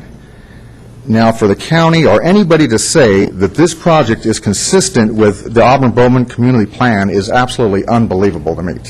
This building is 155,000 square feet. My home is 1,600 square feet. I did the math. This building alone, just the building, is 97 times the size of the average home in that neighborhood. To say that that is compatible with the neighborhood is ludicrous. The building itself is 3.5 acres large. The Staples Shopping Center down the street, the entire shopping center, the building, the parking lot, the gas station, the other businesses on the side would fit inside this building, the whole shopping center. And to say that that belongs next to a neighborhood, it just blows me away. The Home Depot is 105,000 square feet. This building is 155,000 square feet, 50,000 square feet larger than the Home Depot, right next to a neighborhood, within 100 feet of about 10 homes. Now, to say that that's compatible, I don't know how you could possibly say that. It's going to ruin the quality of life for our neighborhood. And that's what I'm concerned about, the quality of life. You know, is the dollar, how much money is worth the quality of life to somebody? And, you know, the argument Mr. Cavolt has said, well, you shouldn't have moved into the neighborhood. You know that that's commercial property there. You shouldn't have moved in there. Well, 20 years ago, there was no such thing as a 155,000 square foot retail store. And nobody in their right mind would think that anybody would put one there because it's in a neighborhood. Now, you know, in the full-page ads that Mr. Cavolt has put in the Auburn Journal, he's trying to paint my neighbors and myself as some unreasonable group of people who don't want anything there. And surprisingly, shockingly, Harriet White seems to think the same thing. No one has ever said we don't want anything there. No one has ever said that except Mr. Cavolt. We want something reasonable there, something that's not going to dominate the neighborhood and ruin the neighborhood. It's going to open up, even though there's not an access, there'll still be an emergency access, it's going to open up our neighborhood to the whole 49er corridor and everything that goes with it. And we're just a group of people who are trying to save our neighborhood. We move there because we love it here. We love not having a Walmart next door. We move away from things like that. That's why people move to Auburn, to get away from that. If you want to go to Walmart, drive 20 minutes down the hill, go to Walmart. So I'm just asking, I'm asking you to pose this. Put yourselves in our shoes. If you live in that neighborhood, would you want this building there? Would you want this project there? I don't think so. I don't think anybody would want this in their neighborhood. So, thank you. Thank you, Mr. Mayor. So we have, as you've seen, a number of speakers on both sides of the issue.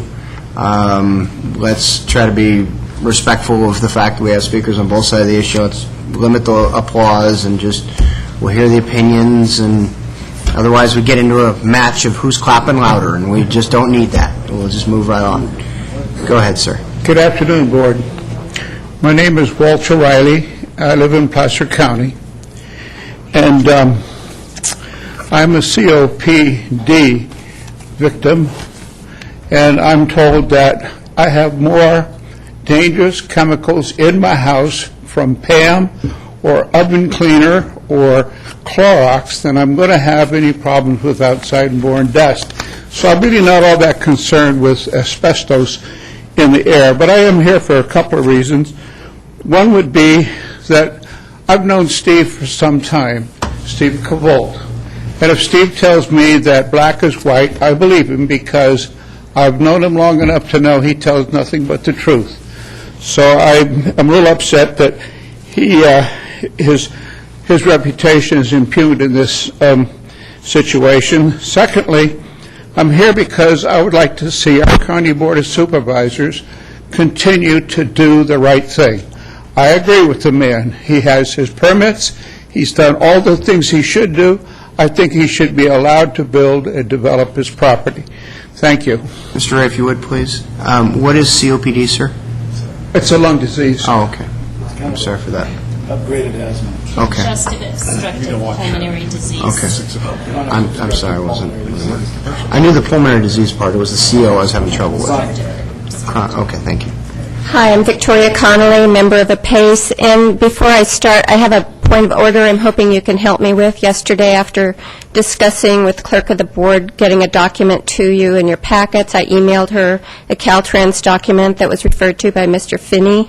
I did hand a hard copy to Mr. Wygant when I met with him yesterday, and I think he's the only person in the room with a hard copy of that at this point.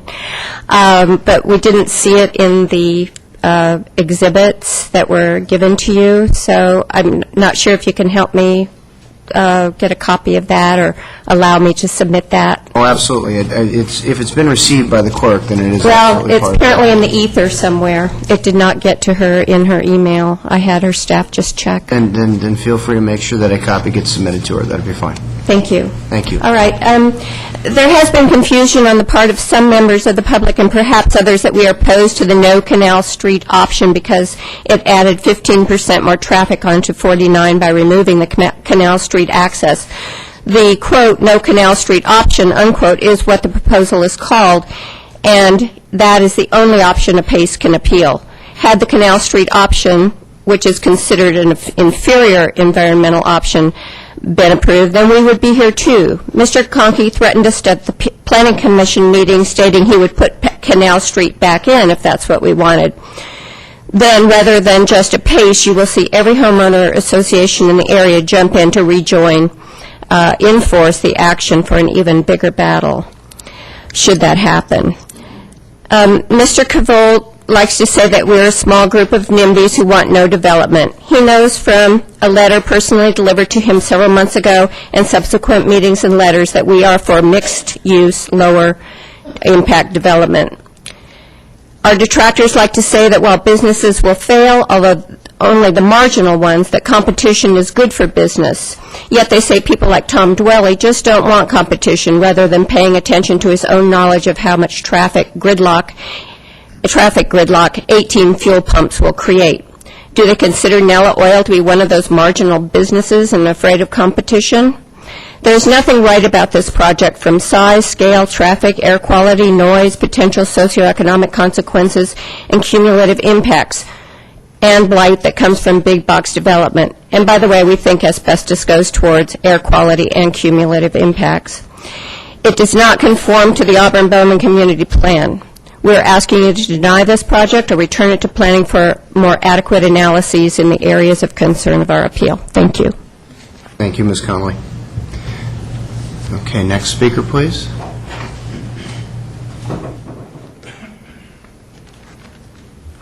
Good afternoon. Afternoon. I am Robin Glago. I live off of Luther, and I'm not a part of a PACE, but I am a citizen of Auburn. And anyone who has waited at the intersection of Luther and 49 knows that the applicant's claim that emissions aren't an issue is meaningless. What will happen if this big box store with 8 to 16 gas pumps is built with 3,000 to 10,000 extra cars a day? Common sense and experience says that even though our cars are more efficient, air quality will get worse. Also, when the valley winds blow, previous reports have stated that though Sachs air gets better, Cools, Grass Valley, and Auburn's air gets worse. And the potential for numerous bad air days is imminent, resulting in people staying home, not shopping, our children being left indoors and not playing, and endangering our breathing afflicted and asthma sufferers. Sorry, I'm nervous. No, please don't be. Okay, I live off Luther with one way in, one way out. Right now, I wait 5 to 10 minutes to get out of my complex, and another 10 to 15 minutes to get on if I make a left turn onto Highway 49. I try and avoid 49 as much as I can. This store will probably double that time, and you can't convince me that Luther will be able to support, if it's 5 to 10,000, another 1,500 to 5,000 cars a day coming down Luther. I'll never get out. And Mr. Cavolt, I'm sure he's good intentions, and his full-paid ads have repeatedly integrated the NIMBY people and states that everyone he talks to supports his project. My own survey, unofficial, has been the opposite. No one from Grass Valley to Roosevelt that I've spoken to thinks a big box store in Auburn is appropriate. One young man in Roosevelt, 23 years old, who delivers auto parts, says whoever is approving these projects are ruining Auburn by the air quality and increased traffic. I should thank Mr. Cavolt, though, because I'm now a proud NIMBY myself. Thank you. Thank you.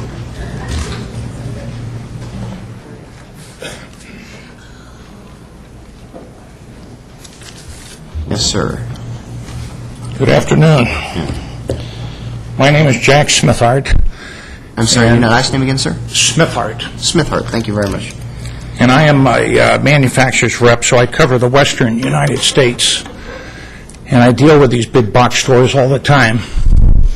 And I deal with thousands of independent small businesses. These comments I've heard are myths. These are good situations that I've seen all over the western U.S., and it seems more emotional than factual. So I would leave that. Also, Mr. Cavolt, I really don't know Mr. Cavolt that well. It seems the personal comment should be withheld. We're talking about a point, and Mr. Cavolt is not the point. I wonder how much pollution is going on right now because we're all trudging down the hill. Every time we need something of any big box store requirement so that we can save money, we have to drive down the hill. And if you take the environmental impact of all of that, I think it far outweighs any environmental impact here locally. So let's add it up and stick to the facts.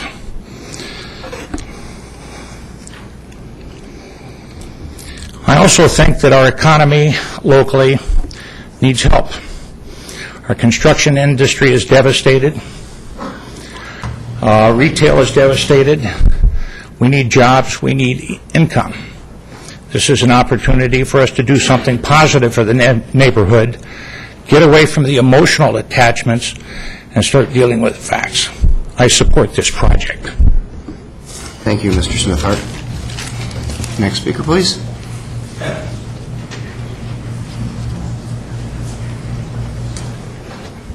Gentlemen, my name is Del Rapini. I'm sorry, sir? I'm a developer and a general contractor. I'm sorry, sir. May I have your name again? I didn't hear. Rapini, R-A-P-I-N-I. Thank you. And I'm astounded that this man has to jump through the hoops that he's had to jump through on property that is zoned like this. This is one of the things that's wrong with our industry anymore, is we go through all these hoops, through all these regulations, but nobody sticks to the principles. If it's zoned property. There's certain things you should do and certain things you shouldn't do. I think that he has been really worked with the board greatly to do all that he has had to do. I don't know if I would have done that or not. Anyway, we need jobs in California. The construction industry is dying. I'm absolutely doing nothing. Nothing's selling, nothing's moving. I have shopping centers that are sitting half vacant. But this area here does need this. It does need this because it will bring jobs into the state, into this community. This community needs a big shopping deal. We live up in Colfax. We got to go a long way to travel to get anything that's decent, any kind of big box or quantity stuff. Anyway, I think this is something the board has a chance to approve and should be fast-tracked so that he can get building permits and get it going immediately. Thank you. Thank you, Mr. Rapini.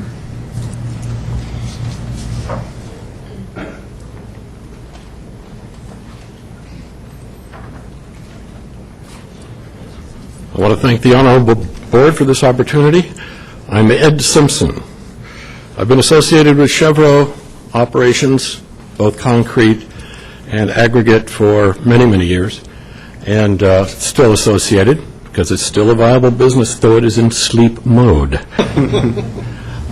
We do take care of the Chevron family. I'm active in that part of the arrangement for Mrs. Chevron. She's very ancient. Anyway, I'm going to go at this a little bit different slant. I am interested in the jobs that it's going to create for this community. In my opinion, and I know of many others, nothing is healthier for this community than when the construction industry is in full bloom or full power going ahead and making things grow. And that's what I want to see. I want to see the jobs for the many, many people in construction that are not working right now. And then I also want to see the jobs for those who are hired, and then the benefits of the taxes that will come as a result of the commerce that takes place in this operation, whoever it might be. I think the benefits are immediate. As soon as this is approved and things get, somebody puts a shovel in the ground, we have benefits immediately, and the future benefits. It just goes from immediate to future on down the road. Now, I do, while I'm here, want to ask, or at least suggest, that you as supervisors encourage whoever comes to town to use local craftsmen, local tradesmen, local materials providers. Somebody mentioned Home Depot a while ago. Big operation, but they used a minimum of local talent. Same thing in city center right here in Auburn. Outsiders bringing in materials, bringing in personnel to do that job. We at Chevro, for example, did not even get an opportunity to look at an RFQ, request for quote. We didn't have the opportunity to get rejected. That would have been nice. So I want you to use your power of persuasion or encouragement to make sure that whoever comes to town at least thinks about the local talent. Thank you. Thank you, Mr. Simpson. I just said thank you, sir. Next speaker, please.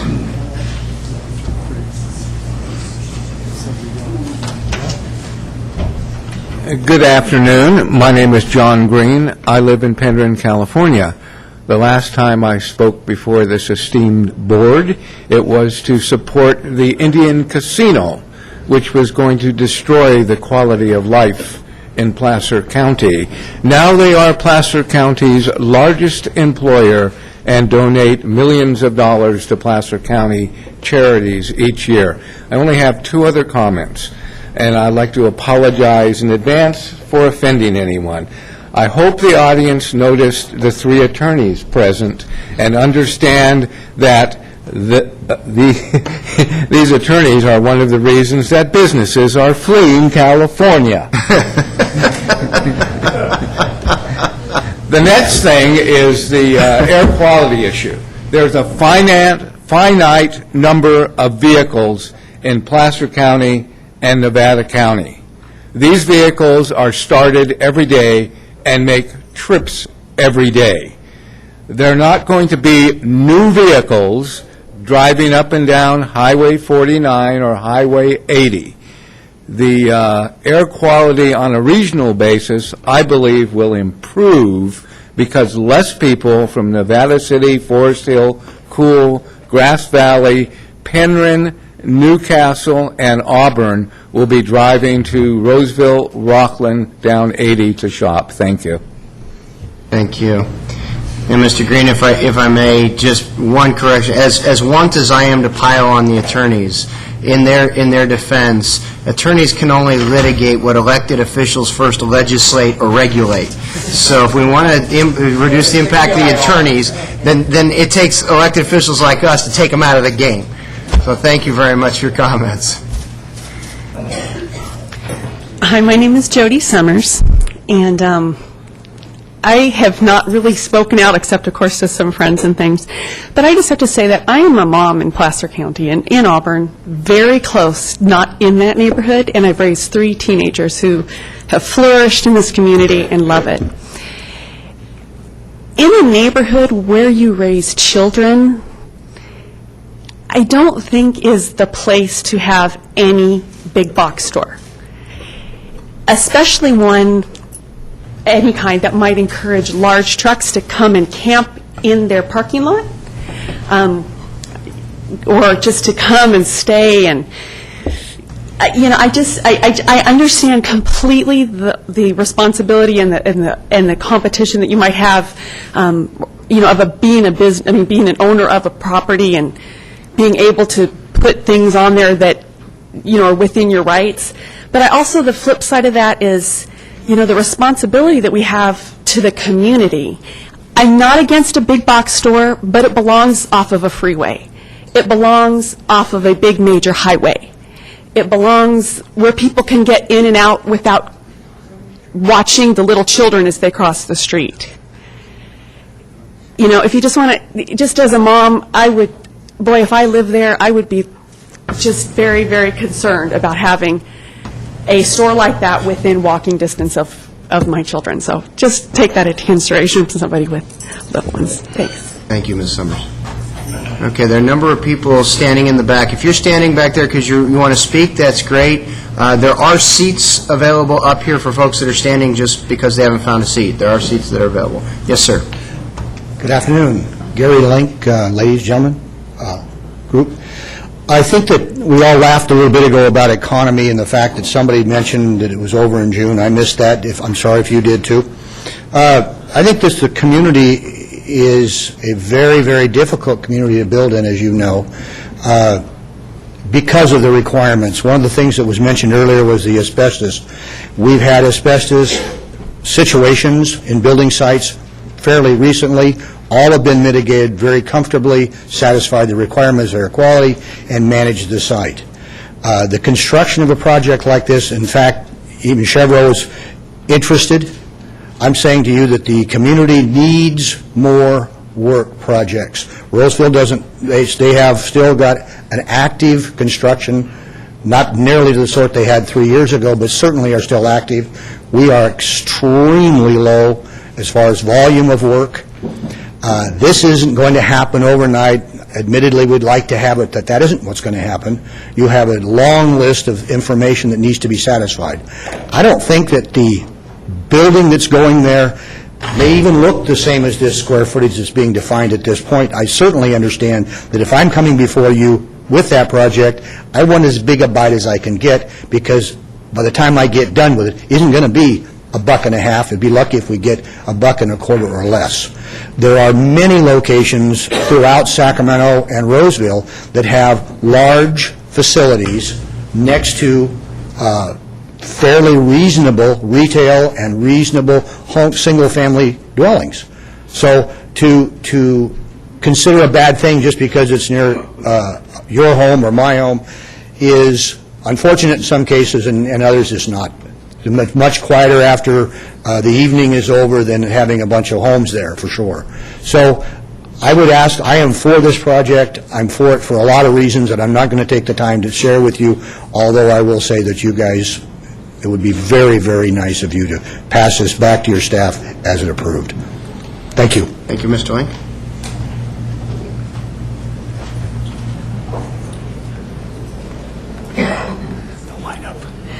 Hello, I'm Kurt Zollner. I live on Aaron Drive, which is just up the hill from this projected project.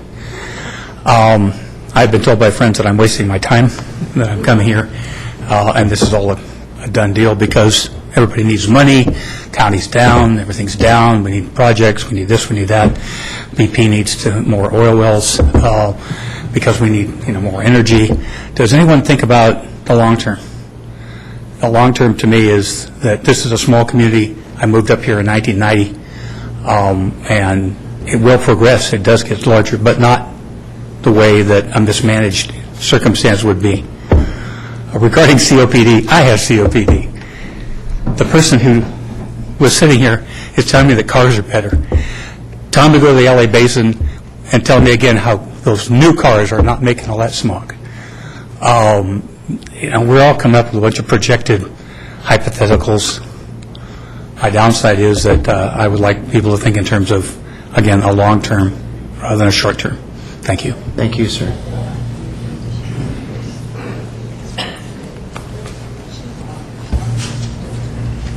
Yes, ma'am. Hi, my name is Kathy Dunbar, and I'm a relatively new resident of Auburn. I moved up from the Bay Area 2 years ago. And there was a reason I moved up here. And what I felt when I first moved here and started reaching out and making new friends is that this community is incredibly giving and generous and comes together when there's a need.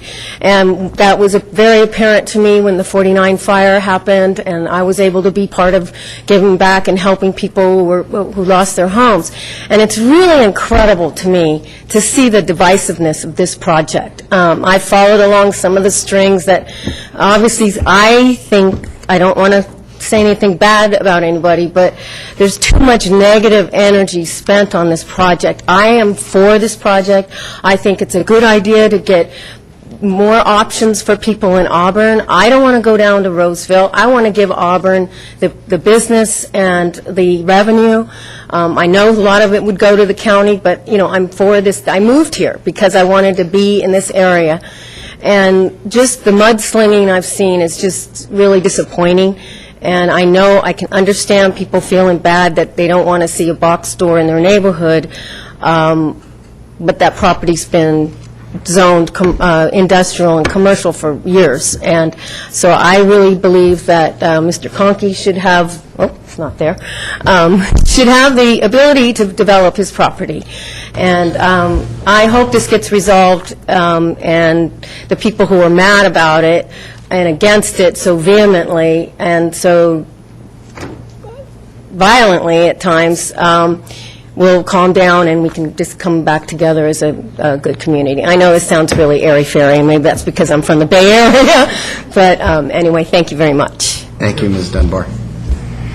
Next speaker. Sir, are you waiting to speak? Okay, go ahead. I'm sorry. One or the other, yeah. There you go. My name is Frank Zickelman, and I live in Applegate. And when we first moved here, you could do all of your shopping within the city limits of Auburn.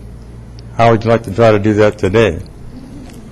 I believe the planning department did a pretty good job of locating the residential, commercial, and industrial sites in this area. As the residential areas grow, so do the commercial and industrial areas grow. The commercial shopping areas contribute a considerable amount of revenue to the tax bases of the cities and the county. Not only do they provide jobs for the private sector, they also provide jobs for the public sector as well. I believe that Placer County has in excess of 1,800 employees, such as the Sheriff Department, the Public Works Department, the Health Department, and many other departments. They also provide revenue to build the Justice Center in Roseville, along with a new jail. Mr. Conkey is a commercial property developer. He purchased the Bohemian site because it was zoned for a shopping center. If he's not permitted to build a shopping center there, then we ought to scrap all the zoning laws in the planning department as well. Thank you. Thank you, Mr. Zickelman. Sir, go ahead. Please. Hi, Ben Hauser. I'm happy to be here in front of you, this nice board. Look at, they all look intelligent, wealthy. Wealthy?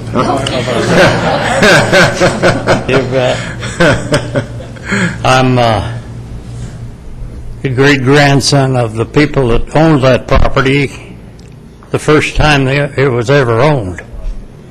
And I was born and raised on that property. Swam on all the creeks and all the canals, drank the water out of all the creeks. If there was any asbestos like that in the water, I'd have been dead. I think this is a slam dunk. People need jobs. County needs revenue. Man's willing to put up millions of dollars to develop this thing. You got to go for it, kids. Fight above them giants, buddy. Thank you, sir. My name is Sandy Ferguson. I want to emphasize only one thing: gridlock. It's going to happen, and that 26-second delay I find humorous. Thank you. Thank you, ma'am. Appreciate your comments. You want to dance? Good morning, gentlemen. My name is Barry Walton, and I live on Callaway Circle and up behind the proposed development. I have extensive experience in the area of environmental impacts and technology development. I spent the first 8-9 years of my career consulting with the federal government in that area, so I have a good background. Additionally, I think from my personal perspective and my wife's perspective, a mixed development on that facility seems perfectly adequate and fitting to the neighborhood and the traffic patterns and the other small businesses in the area. But to put an enormous development in a centralized spot so close to neighborhoods isn't a really good planning decision. I mean, yes, I believe you should develop the property, but from a use perspective, land use perspective, a big store like that and its sister stores belong in a more isolated area off of Highway 49 with much better access. I also ride my bicycle. My wife runs on Luther Road. Any of you that have tried that realize that if the level of traffic goes up significantly in that area, it's going to have major impacts on the quality of life and the usefulness of living in that neighborhood. So I'm a supporter of mixed development, but not a supporter of a very major, large store sitting right next to an urban homes and small businesses. It just doesn't seem like a good land use policy. Thank you. Thank you, Mr. Walton. And we have some more folks standing up in the back there. While this gentleman's coming up, if I may quickly, just by show of hands, how many folks are still seated that are going to want to speak? Okay, so we have a no. Okay. Thank you very much. Go ahead, sir.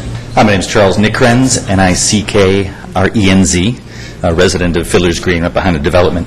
I do have a copy of the document that Tori Connolly told you about earlier, so she dug that out. If I can submit that. Fantastic. Yeah, please hand it to the clerk. Thank you very much. Okay. I want to talk for a second about sound. I'm told that an 8-foot wall that they're going to build around the back of the development is going to stop all the sound that might go into our developments and all the houses in the back over there. That's not possible. Sound will increase. Sound is not directional like light. It's randomly generated from multiple sources. In the outdoors, it can't be stopped by a wall, certainly not by a wall or a wall of porous material like trees on the other side of that wall, or an enclosed space protected from the source. Levels can be reduced, but sound spreads out and rises more like water. The development's on a hillside. The sound of delivery trucks and thousands of engines starting at all hours and workers will reach vast distances upwards to the homes that are in that area. Those most affected around the Dyer Court area will have less than 100 feet from truck traffic, safety horns, and customer noise 24 hours a day. Deliveries will be scheduled between 6 a.m. to midnight, leaving less than 6 hours a night left for sleep. We know this because Mr. Conkey said so at the last Planning Commission meeting. The delivery hours, he said, were set up at the request of his tenant. This would be the same tenant that Mr. Cabell in his Bohemian retail project flyer that he sent recently to a bunch of the Tea Party groups, said would sell groceries, clothing, hardware items, automotive items, household goods, and sporting goods. These are a lot of details to ascribe to an unknown company. Because as they've said so many times in the past, they don't know who the tenant will be. They only know what kind of business they have and what are their operating requirements. And I know most of you don't live in the Auburn area, probably haven't visited the site yet. A little nervous. But you should be familiar with the intersection of Luther and 49, the number of lights in that area, long delays caused by the timing of several of those lights already. And why would they be timed that way to cause such delays? Well, at the last Planning Commission meeting, Jerry Haas said it. They were set up that way because traffic is already so difficult that it has to have those very long delays to control the length of traffic up 49. This is before any new building, any new development has been taking place over there. He also said at the meeting that new development would cause severe congestion and delays from Edgewood all the way to Bell Road, and further indicated that improvements would have to be made as far away as Dry Creek Road at county taxpayers' expense. He also indicated the proposed light at Canal and Luther remains in the EIR in the event that traffic necessitates it to be used in the future, removing it from Mr. Conkey's to-do list and putting the burden of cost back on all the county taxpayers. That just seems like a little way around a few things that were people had a lot of questions about the last couple of meetings and all. So, thanks for the time. Thank you very much, Mr. Nickrenz. The next speaker comes forward. I'm going to briefly hand the gavel to Supervisor Wygant when I step out really quickly, and I'll be right back. Go ahead, sir. Okay. My name's Joe Farrow. I live in Canal Street here. I've been there since 1979. I just want to bring to the attention a few items from the Traffic Impact Analysis Report. I delivered 22 pages to the clerk this last week out of the 520-page report.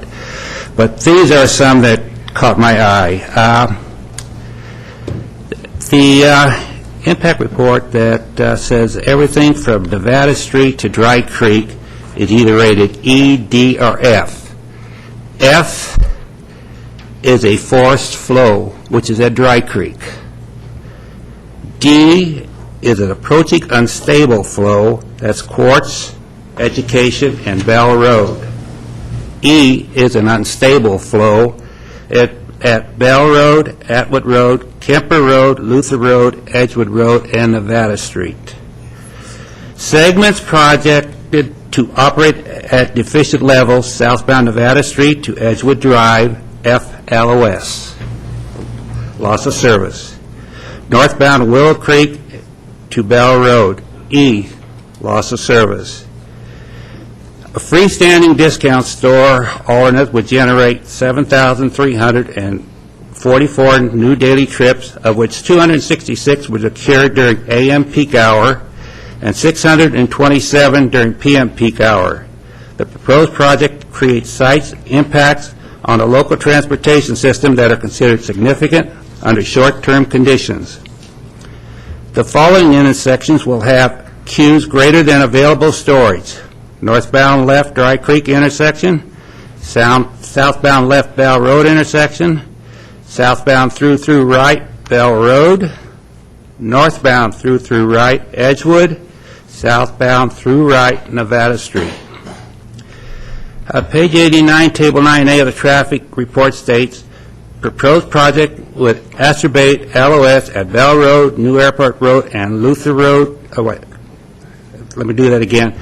LOS at Bell Road to New Airport Road, and Luther Road to Canal Street.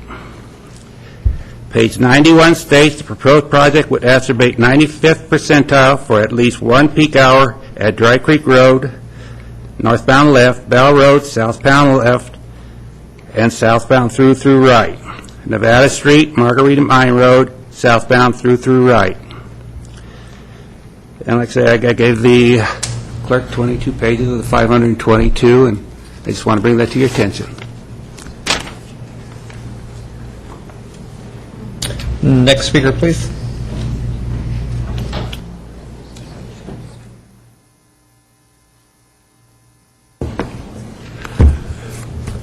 Good morning and good afternoon. I thank you for the opportunity to speak with you. I note that you begin your proceedings without due honor to the flag of our country. Nevertheless, we did that this morning. I'm sorry, could you state your name for the record, please? I ask that the board reject the Planning Commission's approval of the latest Bohemian project. The Commission approved the project without agreement with the Placer County Sheriff's Department, the Fire Department, the Placer County Water Agency, and while Caltrans was still having great concerns about the troubled area of Highway 49. The Commission's studies allude to 5 highly dubious benefits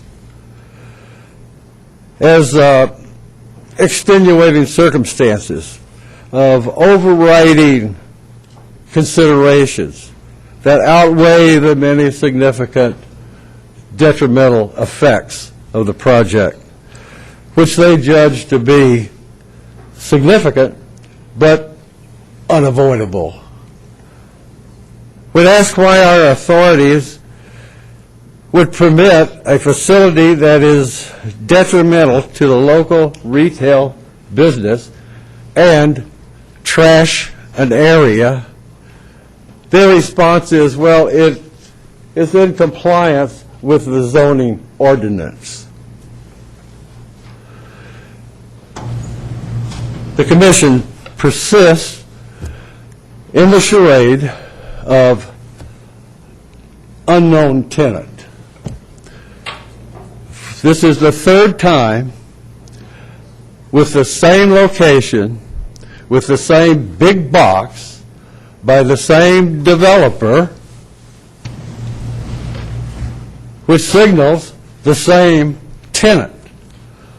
Only this time, they want the monument of Walmart out on Highway 49. This is a game that this Board of Supervisors cannot afford to play. The data that determines the detrimental economic impact of a Walmart on a local area is voluminous and well-known and available to anyone who has the slightest interest in the area. I ask that the Board, in your deliberation, consider your pledge to your constituents to maintain the vitality of the county and the quality of life. Sir, thank you. We didn't get your name for the record, sir. Lee. We need your name for the record. I will have that. My name is Lee Lively. And Mr. Lively, thank you. Mr. Lively, I want to assure you that we started our meeting this morning with the Pledge of Allegiance at 9 o'clock. We adjourned to closed session and reconvened. But I stand corrected, sir. All right. Thank you. And I also want to let you know that I did spend some time in prayer, knowing that this is going to be a difficult issue. I stand corrected. Thank you. Thank you, Mr. Lively. All right, next speaker, please. Come on up. So we still have a few folks standing in the back who are ready to speak. And as those drop down, we'll have some others pop up, I'm sure. Here we go. Yes, sir. Go ahead. I'm Tom Smith. I live here in Auburn. Sorry, Tom Spence? Is that Smith. Smith. I'm sorry. Thank you, Mr. Smith. There's a small business owner in downtown Auburn. It's our consensus that people in Auburn, in the Auburn area, already have made their choices to shop in Roseville or Rockland. They don't think Auburn first in their shopping. Downtown Auburn, Old Town, and 49 Corner are being bypassed by now. We believe a big box store will bring people from the area as well as out of the area to shop, and that they will stay and buy gas and eat in the restaurants and check out other stores while they're here. Ask yourself, you go to Rockland and Roseville to shop, do you go there before you shop Auburn stores? While you're in Auburn or in Rockland and Roseville, do you shop at just one store? Do you go to buy gas at others and eat at restaurants and check out other stores while you're there? Those of you here today who shop in Rockland and Roseville, you've already put small business here in Auburn at risk. It's not the big box stores that put small business at risk. It's also been my experience that Costco, Walmart, Home Depot, and the big box stores don't always necessarily have the best price or the best quality, but we shop there for convenience. I believe that a Costco, Walmart, or big box store will bring in permanent jobs after the construction, even jobs during the construction. The planned project isn't correctly zoned properly. The owner should be allowed to complete this project. Personally, I'd rather see a Costco than a Walmart, but that's not a choice I get to make. It's determined by the completion of the project and what the developer is able to negotiate. This project should be approved to go forward. The idea that a big box store will put small local businesses out of business is a wasted argument. Customers make their choices whether to buy online, purchase in another town, or buy local. A small business must adapt to the times and the ever-changing marketplace. Thank you. Thank you, Mr. Smith.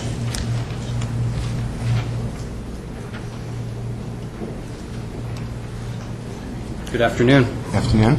My name is Matt Roberts. I'm a local contractor here, and for the last 3 years, we've seen public work project after public work project, and the meat of our business has always been private works. That's gone away, and here we have an opportunity to have a large, privately funded project that's going to utilize local labor, provide 350 jobs just in the construction phase, revenues for the county, and going to keep residents local. I don't see what can possibly be bad about this. I'm here to just give my support, and think it's a great effort, and I compliment Mr. Conkey. Thank you. Thank you, Mr. Roberts. I just said thank you, sir. That's all. Thank you. Sorry, thank you. Next speaker, please. How you doing? Good afternoon, sir. My name's Mel Lee. On my dad's side, they go back over 100 years in this area. And I moved here 15 years ago. This is going to happen.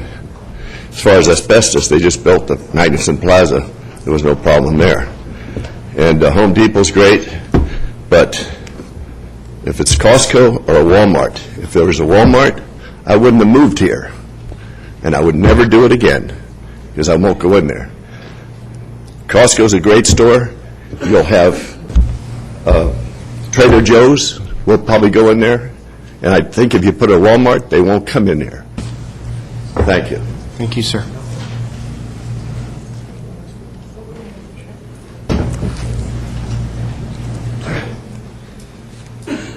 Okay, we're down to just a couple folks standing in the back. If we have others, go ahead, sir. Thank you. Good afternoon. My name is Peggy Meadows. I moved here 6 months ago and live on Aeolia Drive. And I was active in San Mateo County and the city of Pacifica for many, many years. And I just wanted to share a little something coming from there to here. What attracted us here was a little more of a rural atmosphere, but we did like the convenience of the stores that do exist on Highway 49. But to see any more growth and congestion, I think it would really detract from the quality of life here. So I think part of what you're hearing here is the environmental impact report, if I'm not mistaken, which includes the traffic impacts. And when there used to be, what was it before it was Costco? Price Club. Before that was built in the Colma area in San Mateo County on a street that was leading to right near the Kaiser Hospital there. I could get there easy from Pacifica, 10 minutes. It added almost another 5 minutes onto my trip when I had to go near a Costco because of the gas. That does contribute, and I think we have plenty of great gas stations already here with good prices, so I don't think we need any more gas stations. But also just the congestion that it creates, I think it's going to contribute even more. I already noticed trying to go from Highway 80 to 49 on Luther, it's already pretty hairy, for the poor neighbors. I feel bad for the people that live along there. And then on Bell, trying to go on Bell when you come from Highway 80, that intersection at 49 is ridiculous already. So I just hate to see this become another Daly City in that area of town, and I think that it's a good idea to look at that a little more closely as to what the ramifications of the traffic congestion would be. So thank you. Thank you, Ms. Burrow. Appreciate it.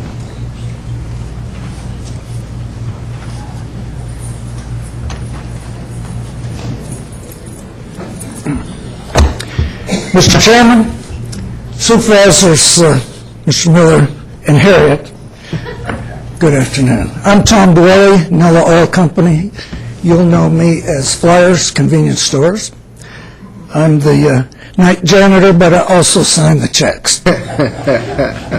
We're in the retail business, have 3 retail sites in this, in your county, Placer County, on Atwood, on Bowman Road, and in Newcastle. We're in the soda business.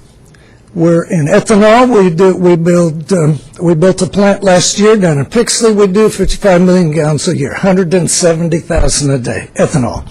We're in transportation. We have card locks, terminal, and Sparks. I'll make 4 points: traffic, big box, gasoline, and finally, sales tax. Okay, traffic. My thoughts are well known, thanks to Gus and the newspaper and the blogs. That's been a lot of fun. Gus, if you're here, I hope he will have gone by now. Nash and Greg, we're having a lot of fun. It turns out I'm not such a bad guy after all. Okay, big box. I'm not against big box. I drive down the hill like everybody else. That's fine. Point 3, gasoline.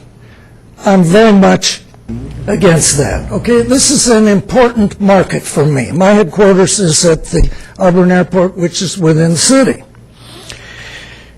My little stations do about 260,000 gallons a month, each of the 3. Okay, something less than 1 million gallons total per month. I live or die on a quarter of a cent a gallon, okay?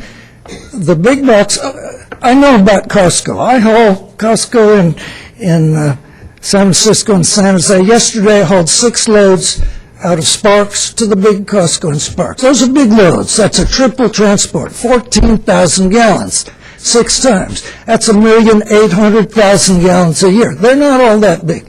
This one won't be that big, and I don't see any mention of fuel tankers, okay? 4 times what I do, 1 million gallons, it's going to be 4 to 5 tankers a day. As you know from my little side on Atwood Road, there's no good time to put a tanker in there. We average about 95 cars an hour. So the big box retailers go straight to the refiners, okay, to Sorrel. In the Bay, they sell a nickel below the market. And then they use it as a loss leader. I can't live down there. I can't go there. So I try to hide, okay? I can't hide in this market. This is our 30th. Next month will be our 31st year in this market. Sales tax. I provide $750,000 a year to Placer County, okay? More than that to the city of Auburn.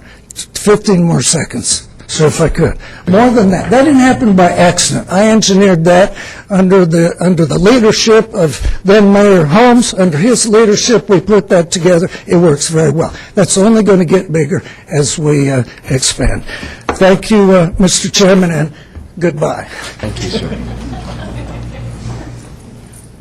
Next speaker, please come up, sir.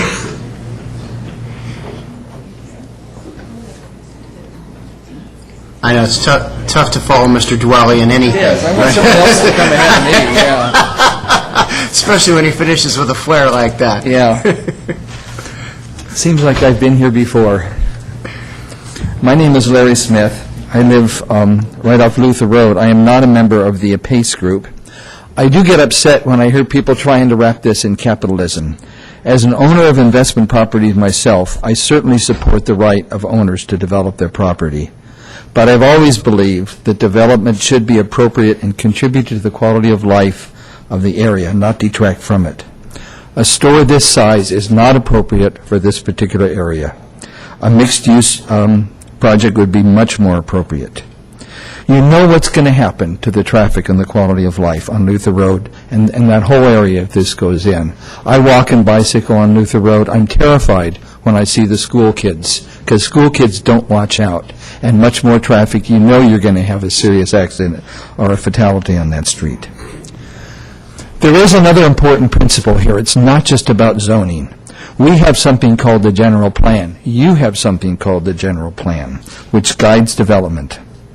I hear people come in here and talk about how hard it is to build in Auburn. There is a lot of growth in Auburn, by the way, but I suggest that one of the reasons we maintain the quality of life here, that this area doesn't look like Madison Avenue or Galleria, is because we have a general plan and because we have a superb planning department. But every now and then, it seems like someone comes along, a major developer with his consultants and his experts and his lawyers, and what do you know, the general plan in that situation gets modified or changed to allow that development. I couldn't disagree more with the gentleman who spoke earlier and talked about the deep pockets of the people opposed to this. I suggest if you did a survey of the pockets of the people that are opposed to it and the developers and the construction people and the consultants that are in favor of it, you would find something quite revealing about that. I don't have enough money to take out full-page ads in the Auburn Journal. I can buy almost everything I want here in Auburn. If I were a compulsive shopper, I wouldn't live here. I'd live down in the Bay Area or in Sacramento. The few things that I can't get here, I can wait a couple days or a week and pick them up when I'm down there. I'm not making trips, running back and forth all the time down to Sacramento or to Roseville to buy things. I don't know anyone who does. I also hear people talk about jobs. I'm concerned, too. I really feel for the people that have jobs. But the jobs will come back. But this store will stay here forever. So please think of the long-term consequences we have here. And please follow your own general plan and deny this project that is proposed. Thank you. Thank you, Mr. Smith.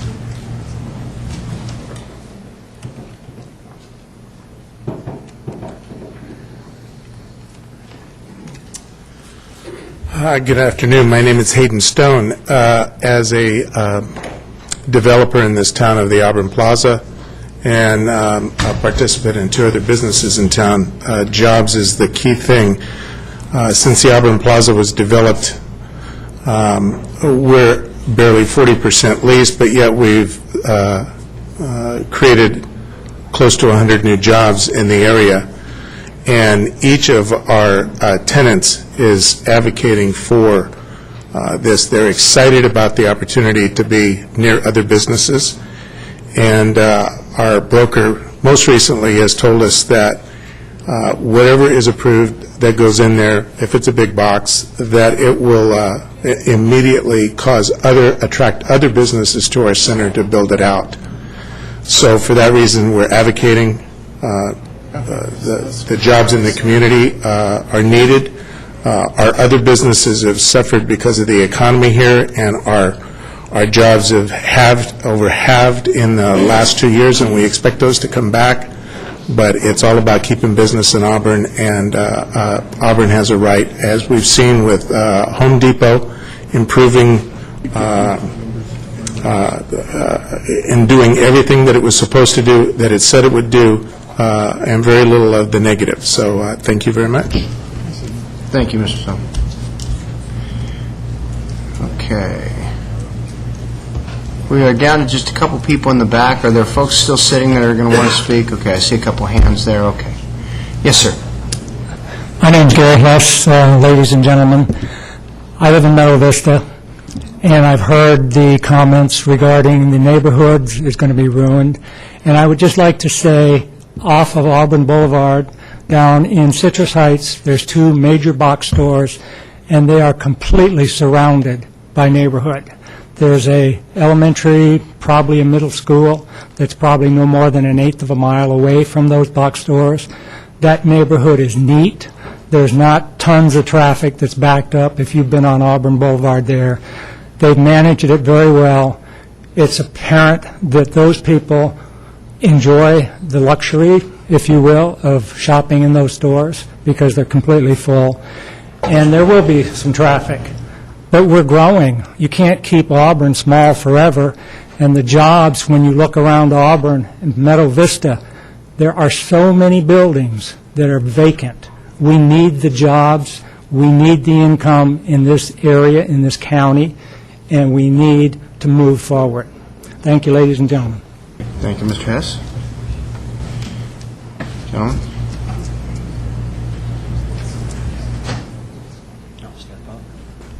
Hi, Michael Babbage. I live in a neighborhood adjoining the neighborhood in question with Aaron Drive and such. I jog down Aaron Drive on occasion. And one of the, I noticed as I was coming up here, I was thinking, wow, one of the advantages of going last is to listen to everybody and get a perspective from personal perspectives as well as business. The disadvantage is a lot of my thunder's been stolen. So I'll start with the Honorable Harriet White, who stole my thunder, too. I don't really see, on a personal level, I could say, well, 1 Kmart plus 1 Target plus 1 Walmart does not equal 3 in putting my business hat on. And I wear a lot of different hats, some of you may or may not be aware, which is why I know grass grows on top of this head. But that's not for me to critique a business plan. It's not for me to critique any of that. I could sit here and say what my druthers would be. And probably after I'm finished, I may have to watch when I jog through that neighborhood for booby traps. But I want to say that I really believe that we have to have the rule of law, certainly, and our constitutional rights and the rights of sovereignty of the individuals. Now, there is a difference between freedom and liberty. We're not going to sit here with a lecture on that, but there is a difference. We don't have the freedom just to build this mosque wherever we want. But we do have an issue, meaning New York City, for those that weren't up on the news. Got the reference, yeah. All right. But I was thinking maybe Mr. Conk had identified. That's right. So I had to follow it up. I wanted to see what people would say. He changed the plan, right? No, but there is a rule of law, and there's some compliance as well. He certainly hasn't submitted some plans and just had it rubber stamped, and we're moving forward with this.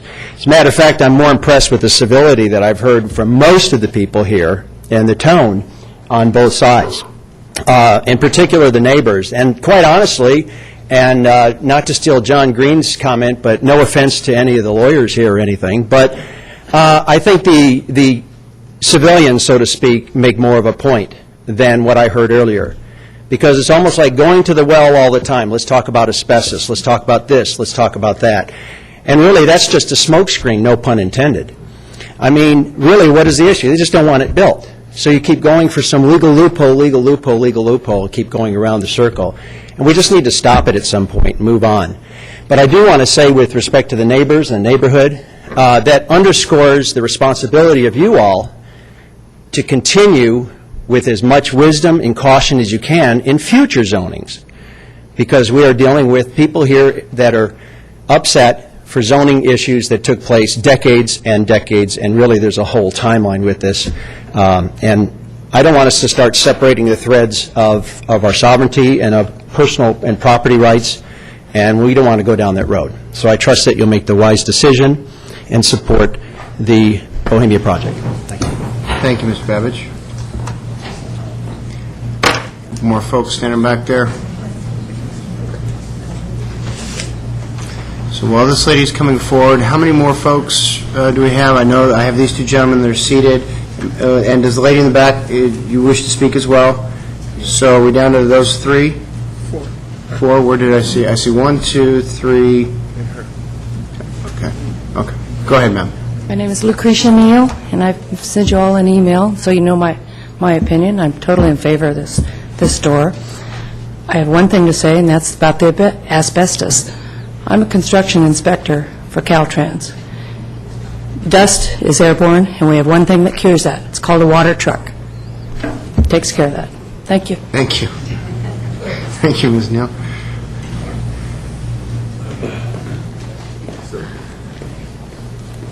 Hello, my name is Carol McCoy, and I live in Grass Valley. And I appreciate the opinion of everybody on both sides today. I'm one of the ones that drives right through Auburn to go down the hill to shop, and I would love to stop and shop and eat and visit the mom and pop stores. And what I feel about the mom and pop stores is customer service always wins big with me, whether you're a mega merchandiser or a mom and pop store. So anyways, I'm in favor of the project. Thank you. And then, yes, sir, please come on up.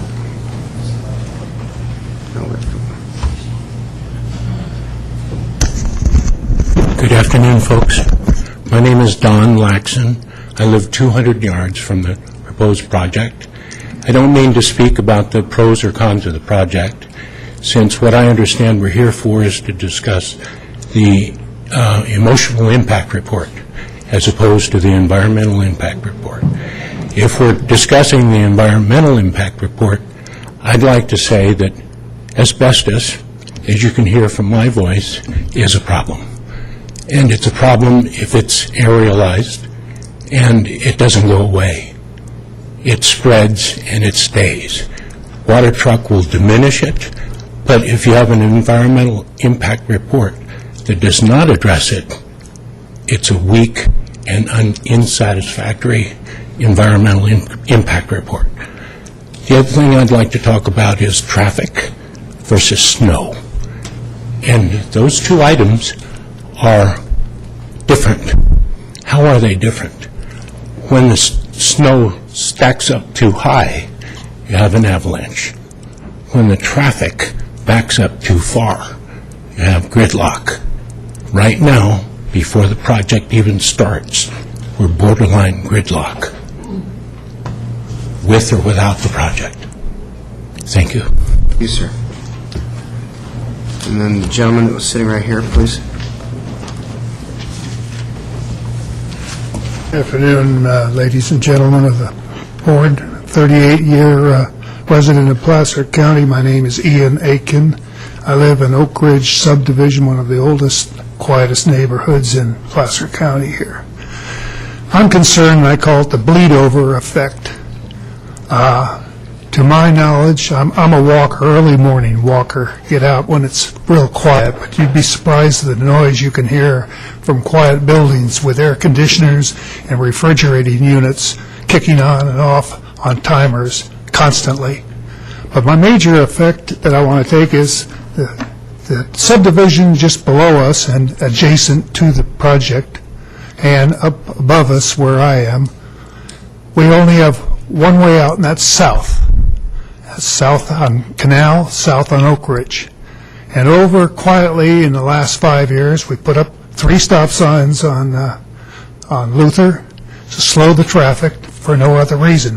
However, the traffic has picked up more and more. It's taking a longer time for people to egress Oak Ridge onto Luther and Canal. So people down in Canal cut up and come down Oak Ridge and back it up there. Same thing works in my neighborhood. They cut down and go out Canal and compete with PG&E and trying to get out there. So I'm a visionary, and I want you to look closely outside the bounds of this project that's going to affect us as a Gloucester County taxpayer. There are going to have to be at least 2 signal lights installed in the next 5 to 7 years on Luther. And just to handle the traffic for people to get out and get going. And bringing up the traffic situation, there's only 2 ways that I know of for them to get into this project for trucks that are going to be coming in. And that would be for weight limits. So you'll either have to change that on Luther and on New Airport Road, or you're going to have to be stuck with Bell Road, down 49 South, or 2 miles off of 80 all the way north on 49. Either way, you got a problem coming up that has got to be faced now, but will be a big problem in the future. Thank you very much. Thank you, sir. Okay, was there anybody else that wished to address the board under public comment? Okay, going once. Nobody else. Okay. Thank you, Tony. I wasn't actually going to do it. Council gets a little anxious over here. What I'd like to do at this time is I would like to allow 3 minutes for each, for the appellant and the applicant to come back up, give any summarizing thoughts based on what we've heard here. So if the appellant would come back up, and we'll allow 3 more minutes just to kind of give some concluding remarks, and then we'll allow the applicant to do likewise. Go ahead, please. Thank you, Mr. Supervisor. I just want to reiterate points that your county council made, who has been at this trade for some time now. The courts allow wide discretion when it comes to CEQA. I know that. I actually drafted the last set of comments to them when I was the director of the Office of Planning and Research for the governor in my last state post, which I did quite a bit of public service myself. I also want to point out that I have never posited to be an expert in anything but possibly the law. My points were very clearly that, 1, the air emission data was not provided sufficient for the public or yourselves to make the decision you have today. Number 2, the traffic experts are Caltrans, not me. That information was not taken into account in the way I believe it should have for the public and this board to make a decision. Number 3, when it came to the urban decay analysis, the percentages and the information, the technical data that was provided is from 2009 and earlier. 2006, we're in a very different environment now. So again, we believe that this information should be updated for a proper EIR to be finalized for the public and this board to make a proper decision. I'm not, again, positing to be the expert on that. The naturally occurring asbestos issue I do want to bring up, and I have brought up, and we are entering this into the record today because it is a serious problem. And I don't know if you all remember the spacesuits that the feds were wearing when they rolled into El Dorado County a couple of years ago and rode spider bikes down the kids' bike paths and played soccer in the kids' fields and all these things. Well, the federal government works at a very slow pace. I remind this particular county, this was during the George Bush administration. You're now in the Obama administration, much more progressive federal EPA. And the data has been now studied, cooked, et cetera, and we're actually reviewing where that process is. And we might have some federal rulemaking in this regard, et cetera, that I think could surprise everyone in California, not just the folks at this county. So I want to emphasize that it is a serious matter. I know you heard from at least one person who's been affected by it, and it affects 44 different counties, not just this county. So it is something that's serious. We believe it's something that needs to be taken into consideration. And that's pretty much where I wanted to settle. I did want to make one comment in favor of lawyers. I was one of the lawyers that negotiated the Indian Gaming Compact that allowed this tribe to be here. here and give you all the money. So we do serve a limited purpose, but a purpose that's important, I believe. Thank you very much, and I hope that your decision reflects the points we're making, and we look forward to your decision. Thank you. Thank you. Mr. Moose? I'd actually like to thank Mr. Finney for employing my nephew. I don't think he's made the connection, but I have a nephew who followed in my footsteps, legal profession. His name's Ian Culver, and that's his boss, so... yeah. Small role. I was joking with my mother. There's a chance I might be up against my nephew in court, so hopefully it doesn't come to that. I respectfully have a little bit of a different understanding of your ordinance than Mr. LaBeouf, but I understand you're going to defer to him. I do think that since there were some new issues raised here today, that it would be good for everyone and good from our standpoint in terms of creating a good and complete administrative record if the board members were to ask staff some questions about some of the new issues that were raised today, and in particular, the asbestos issue, and then the argument today on carbon dioxide background levels, and then finally the issues attributed to Caltrans on, I guess it's the fourth page of the letter. My understanding is that there are good answers to all these things, but I think it would be in everybody's interest to hear from true experts on the subject. So to the extent that there are people here from your Public Works Department and you have the environmental consultant here, I would respectfully urge you to ask questions of those folks and see whether they believe that any of these new issues have any merit. And I offer my client the chance to use up the remainder of my 3 minutes if he's interested. Thank you very much. Thank you very much. Mr. Moose, counsel have a comment you'd like to make? I would encourage us to follow up on Mr. Moose's suggestion. I mean, although he and I disagree on how the ordinance worked, I don't think he and I disagree that when something appears relatively late in the process, you want to make sure it's been discussed. In my part of this job, I tend to pick this up at the end, about the same time board members were picking it up. And I rely heavily on the fact that I have great confidence in the CEDRA staff and other related agencies, and of course my own staff. But I think many of these issues have been addressed, and I don't want the record left. I think I alluded to that earlier in my prior comment, that I think that these issues can be addressed, and I would like an opportunity for Mr. Johnson or whoever else from the staff to comment, because if it's not there, then the board should know it before they vote. And they're the people that have worked on this for months and months, years. I've worked on it a much shorter period of time. So I would encourage that suggestion. I think Supervisor Holmes might be willing to lead us in the inquiry here. Yeah, I did make quite a few notes. And then about the asbestos, it's my understanding that the developer, before he does anything regarding grading or everything, he has to get a permit from the Air Pollution Control. So they will be monitoring that. Is that correct? That is correct, and there are specific conditions of approval that address the issue of naturally occurring asbestos. As one of the speakers, Ms. Needle, pointed out, the county has a requirement that any site greater than 1 acre in size is subject to naturally occurring asbestos mitigation.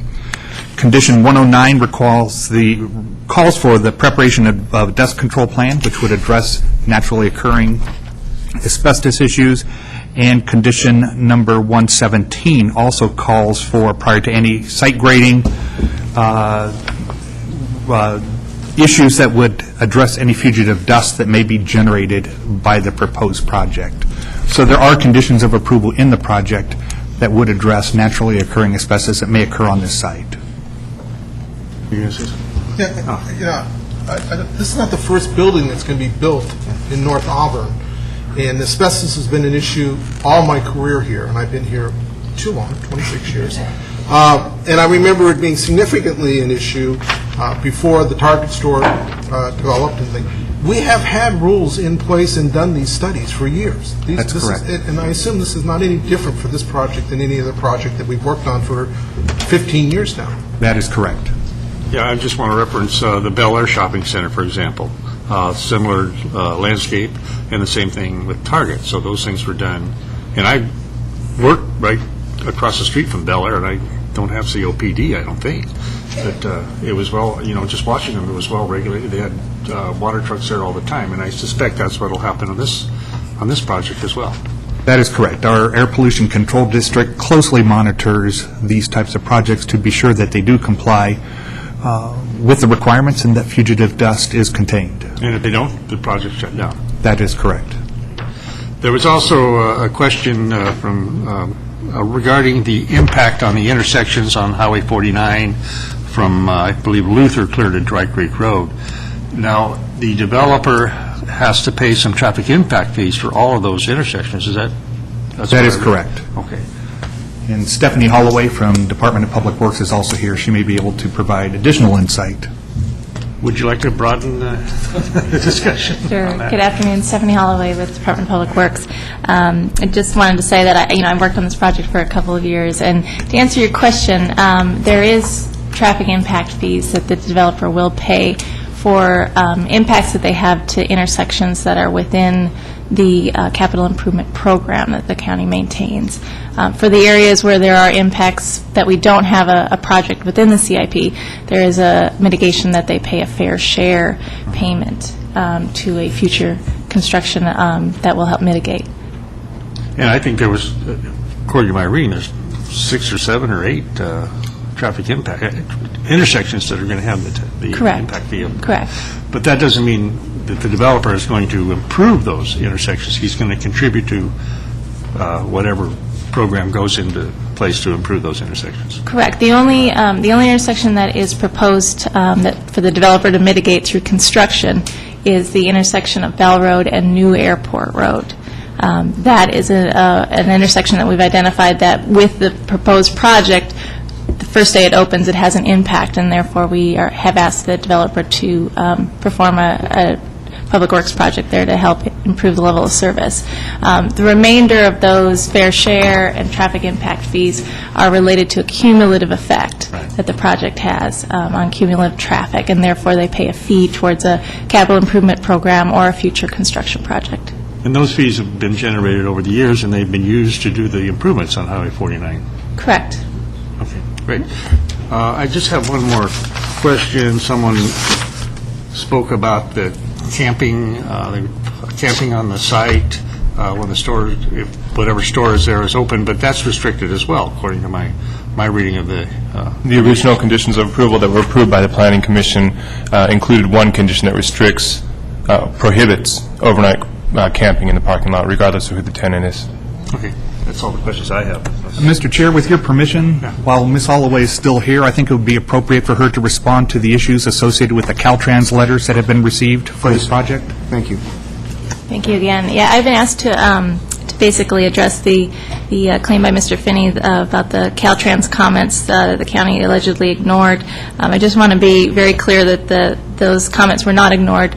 A number of instances throughout the process of developing the EIR, the Caltrans has been asked to comment. And so that a number of the points that Mr. Finney brings up are related to multiple letters that we have received from Caltrans. 7 points were brought up in his presentation here today. They really whittled down to about four technical points in my mind. The first is related to the proposed access alignment from Highway 49 to the project site. Not only the alignment as it relates to the curves that have been proposed, but also the intersection, the internal intersection that's been proposed with the existing Plaza Shopping Center. Both of those instances, I'm sorry, let me back up.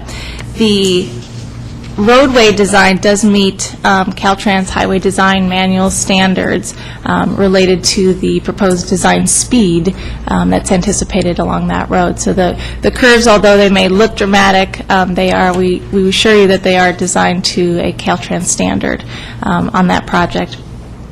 As far as the intersection, Caltrans in a recent email expressed some concern over the proposed intersection with the Plaza Shopping Center. I did speak with Mr. Earls at Caltrans after we received that email, and discovered that he was looking at a very preliminary site plan from the initial development of the project. The site plan that was here today that you saw was brought to his attention, and he and I both agreed that intersection was acceptable. The second point was a failure to consider access to the project site via the new airport road connection, and the county did actually take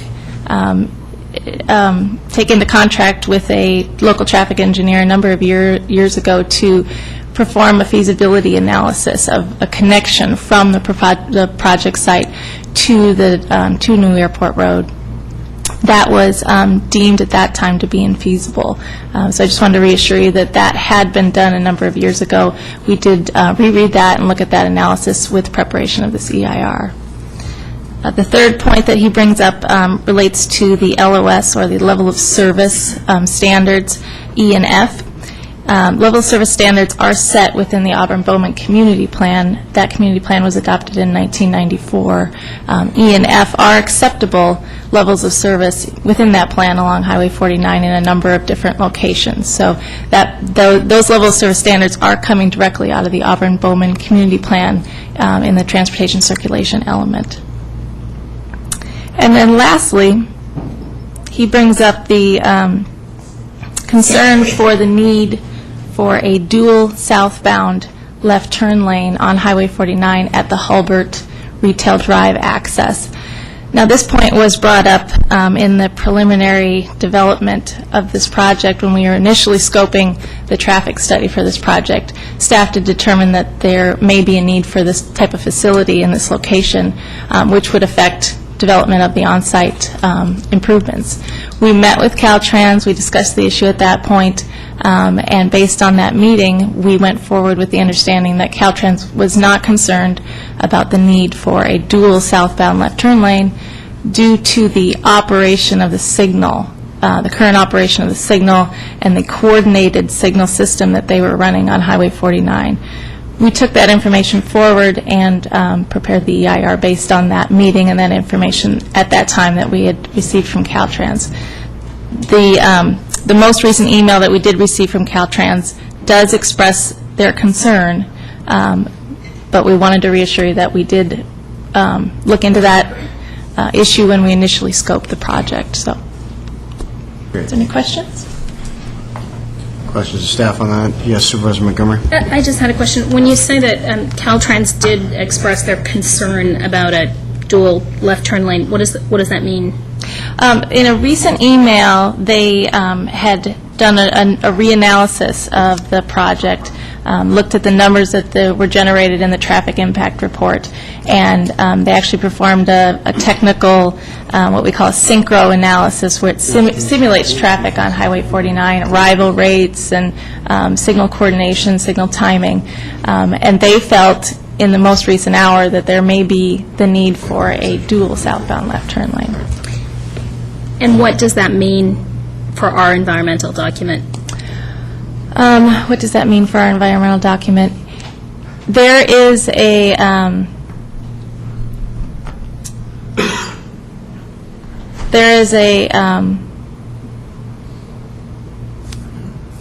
concern, I guess, at this point that Caltrans has with that analysis that was done. But like I said, based on the initial project scoping, we were under the understanding that Caltrans did not have a concern, and we went forward with that. Okay. Thank you. Can I just add one more thing? Yes, please. Mr. Chairman. Based on the letter that I am addressing from Caltrans, I did prepare a memorandum from the Department of Public Works to CEDRA on July 8th that I'd like to put into the record. It inadvertently got left out of your packets today, but it is a narrative that addresses a number of the concerns that came out of the Caltrans letter. So we'll provide that today, too. Thank you very much. Thank you. Seeing as how if the board does act in the affirmative on a project, the EIR and associated record and all the rest essentially becomes ours to defend. There are a number of questions that have been raised that I think it would be prudent, Michael, for us to go through and have either your staff or the consultants address some of these issues that have been raised in this hearing today. I know among them were concerns about the economic impact analysis, the air quality analysis, specifically, I believe, carbon dioxide or was it monoxide levels.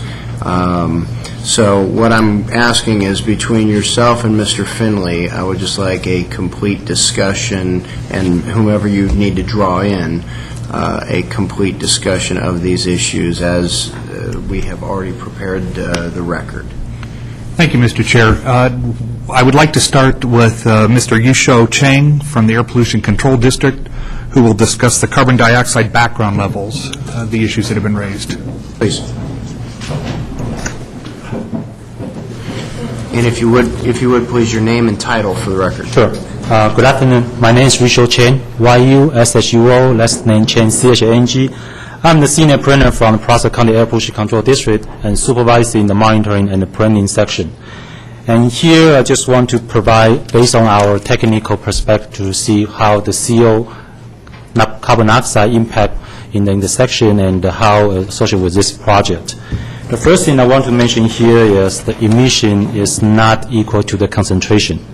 But the concentration will try to make the final conclusion, see if we had a bad air quality or not, because state and the federal, both of them, they have the ambient air quality concentration. So the first thing I want to make clear here, emission does not equal to the concentration.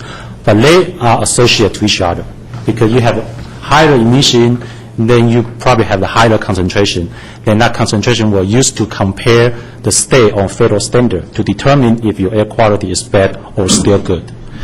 And then in here, for the when we review the CEQA document, we only have cumulative threshold for rock and NOx, which is the ozone precursor, because current right now we are at ozone non-attainment area.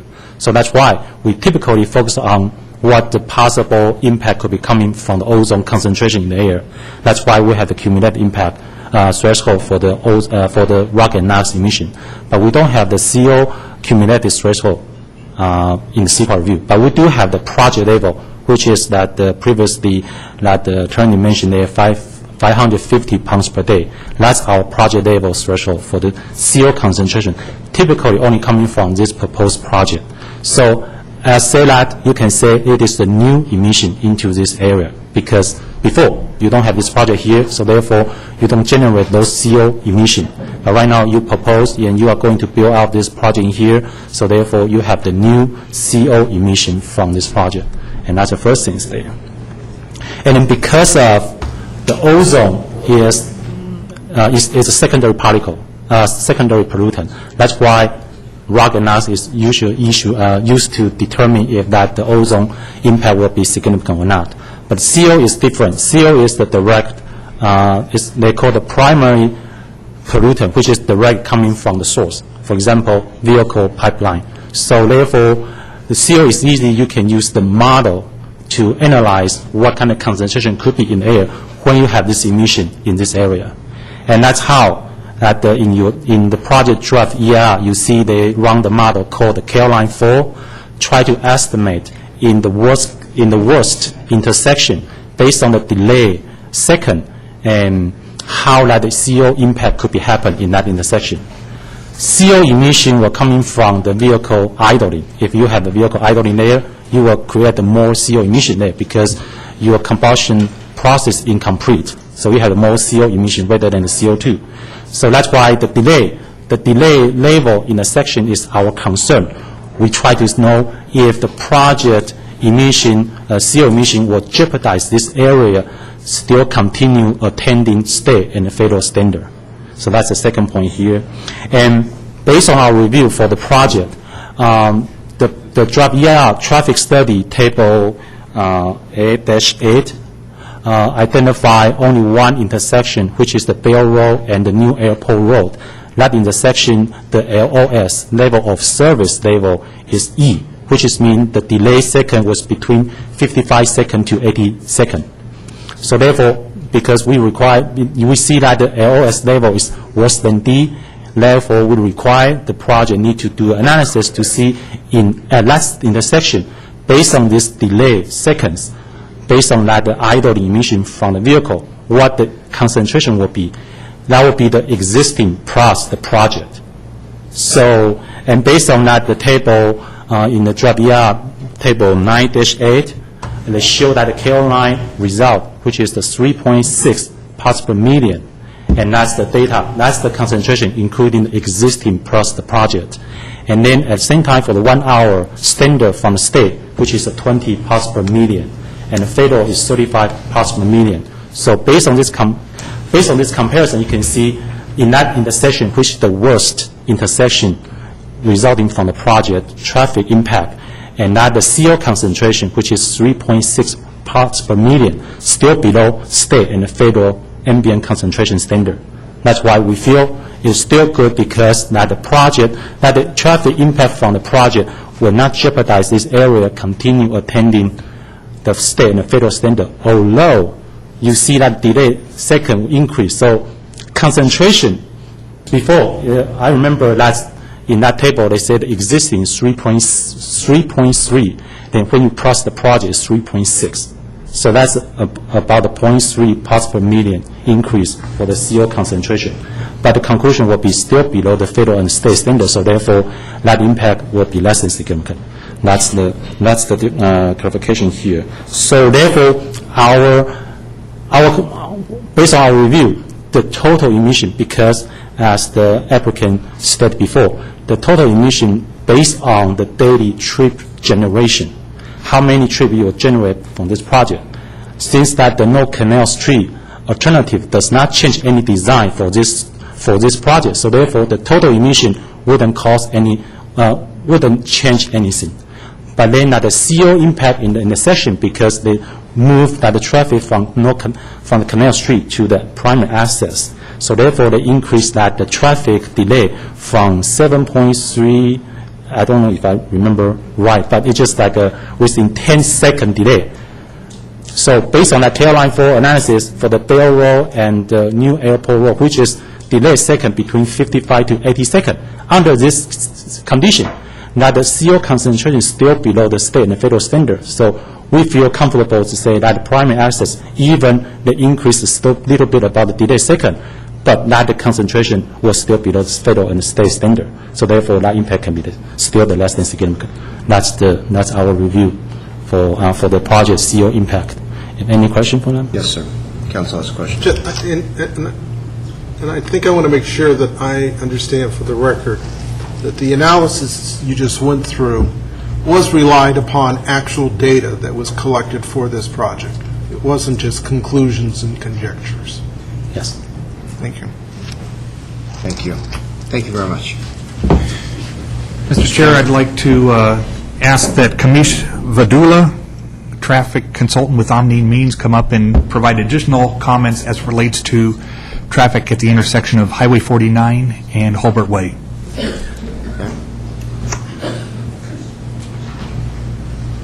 Good afternoon, Board. I'm a registered traffic engineer, practice to, State of California to do traffic studies. Could you speak up just a little bit, if you would, please? So a little closer to the mic and go ahead and speak up. I'm a registered traffic engineer, work with Omni Means. We did this project. I've been working on this project for probably 1 year, at least 2 years, I guess. I've performed a simulation of that intersection using the transportation software, and I can conclude that the comment or concern Caltrans has, it is still a minute concern, but it is not, it's not a grave concern. What Caltrans is commenting here is the queue length for the southbound lift. If you're coming southbound, the projected queue length when the store opens up is 280 feet, and the storage is 470 feet. So you have adequate storage to queue those vehicles. The concern here is per the Caltrans manual, you have to have a deceleration lane.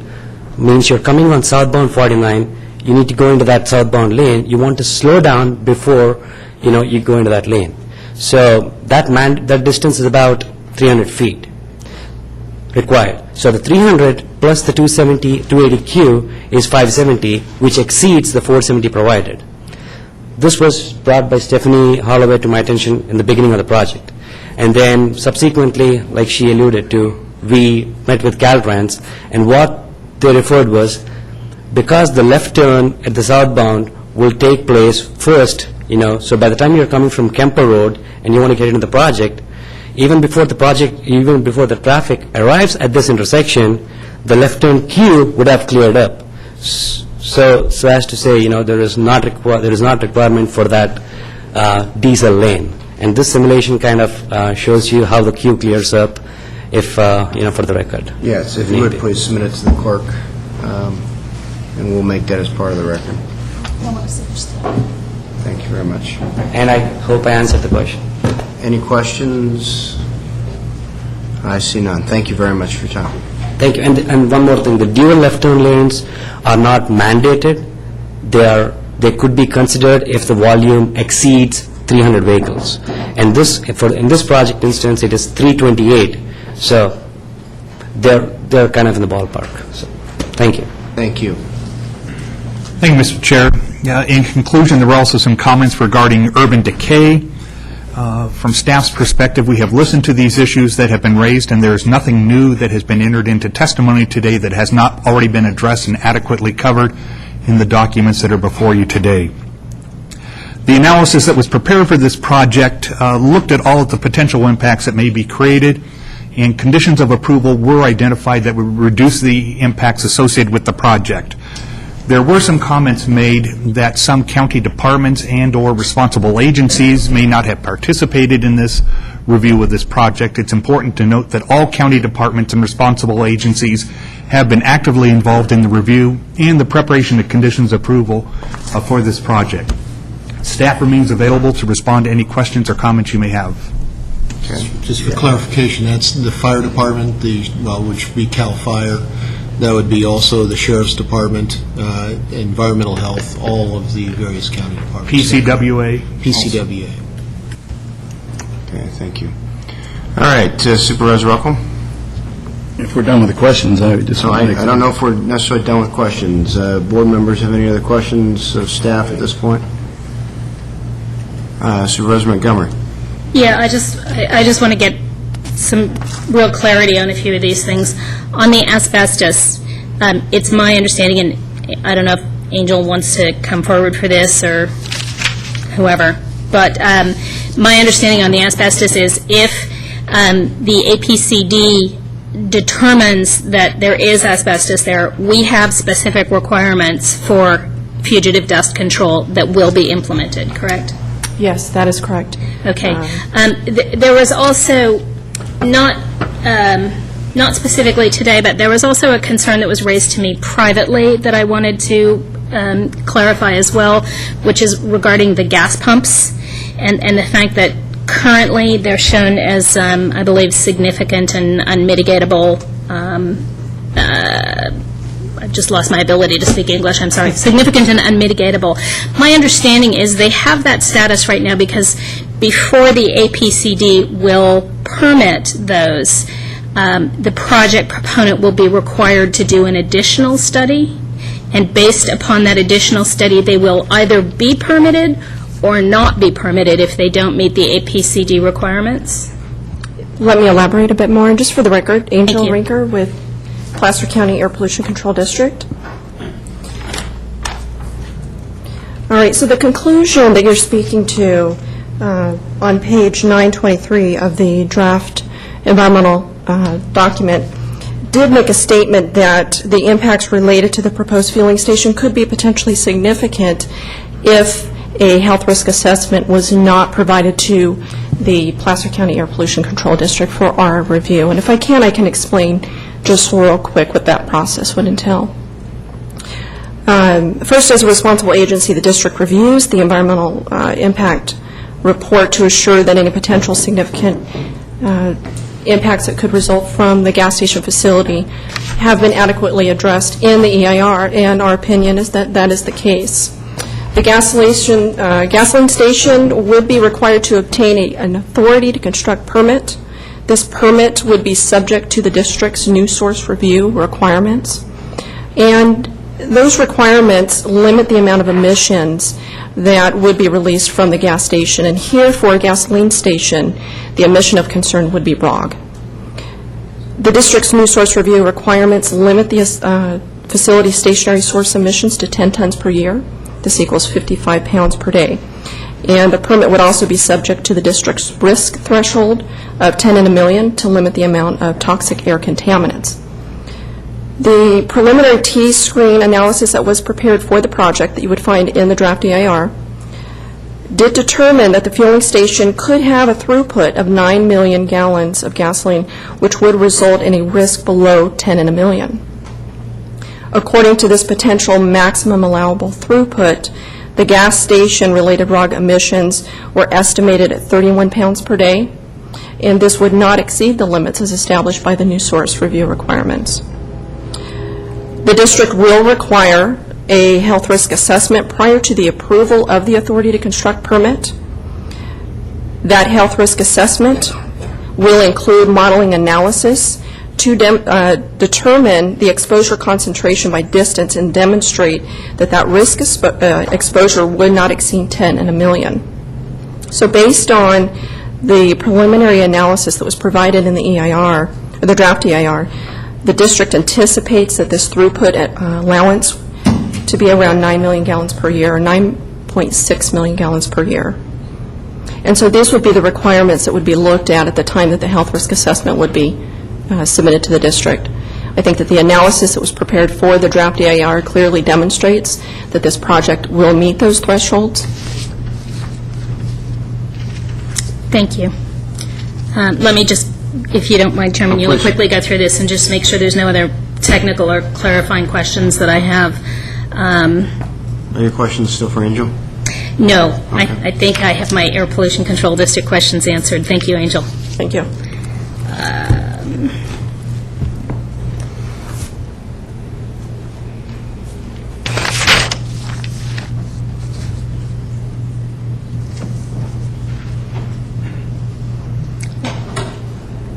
I think that's covered all my technical questions. I reserve my comments till later. Sure.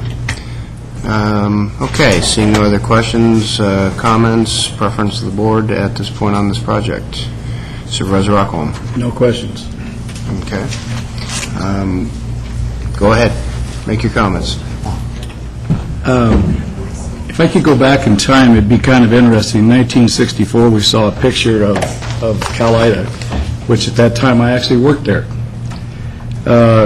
As you saw from the picture, the campus was very large. I don't know what the square footage was that was there, but they had a burner out back that burned all of the waste materials, and it burned 7 days a week, 365 days a year, 24 hours a day, talking about, the air pollution. I mean, it would be interesting to be able to go back and measure what the air pollution was at that time compared to what it is today.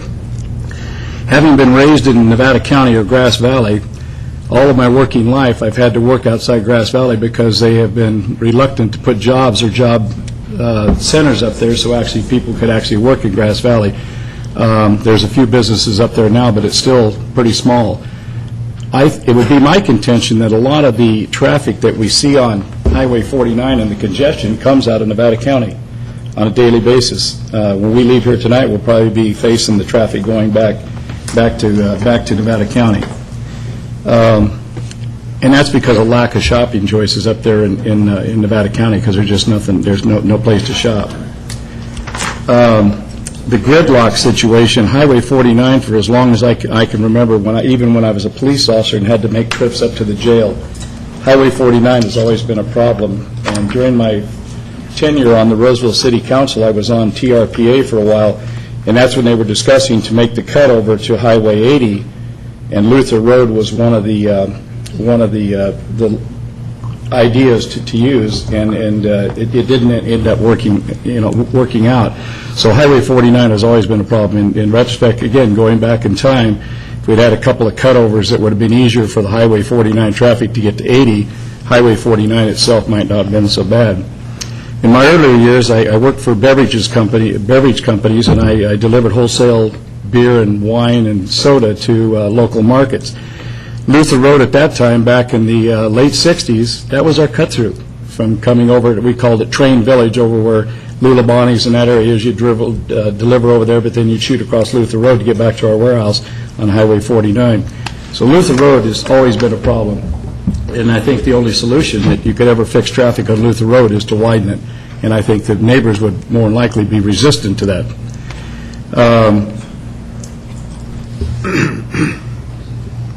Over the last period of time, I don't know whether it was a year or not, but in shopping experiences that I've had in Roseville, and somebody made the comment about noise. I would gladly trade the noise from this project for the Roseville Raceway, if you want to make the change. It is getting out of control down there with the noise from that, and of course the train tracks. But now I lost my train of thought here. Talking to people in stores, not soliciting them, but getting into conversations, telling people, I was on the Board of Supervisors and stuff like that. We talk about Auburn and shopping choices, and a lot of the people I've talked to have made comments, we wish we could shop in Auburn and not have to drive to Roseville. And quite frankly, as a Roseville resident, that would be nice for me, because then there would probably be room to get into the Costco parking lot or something like that, so that I could actually shop at my Costco or Sam's, et cetera.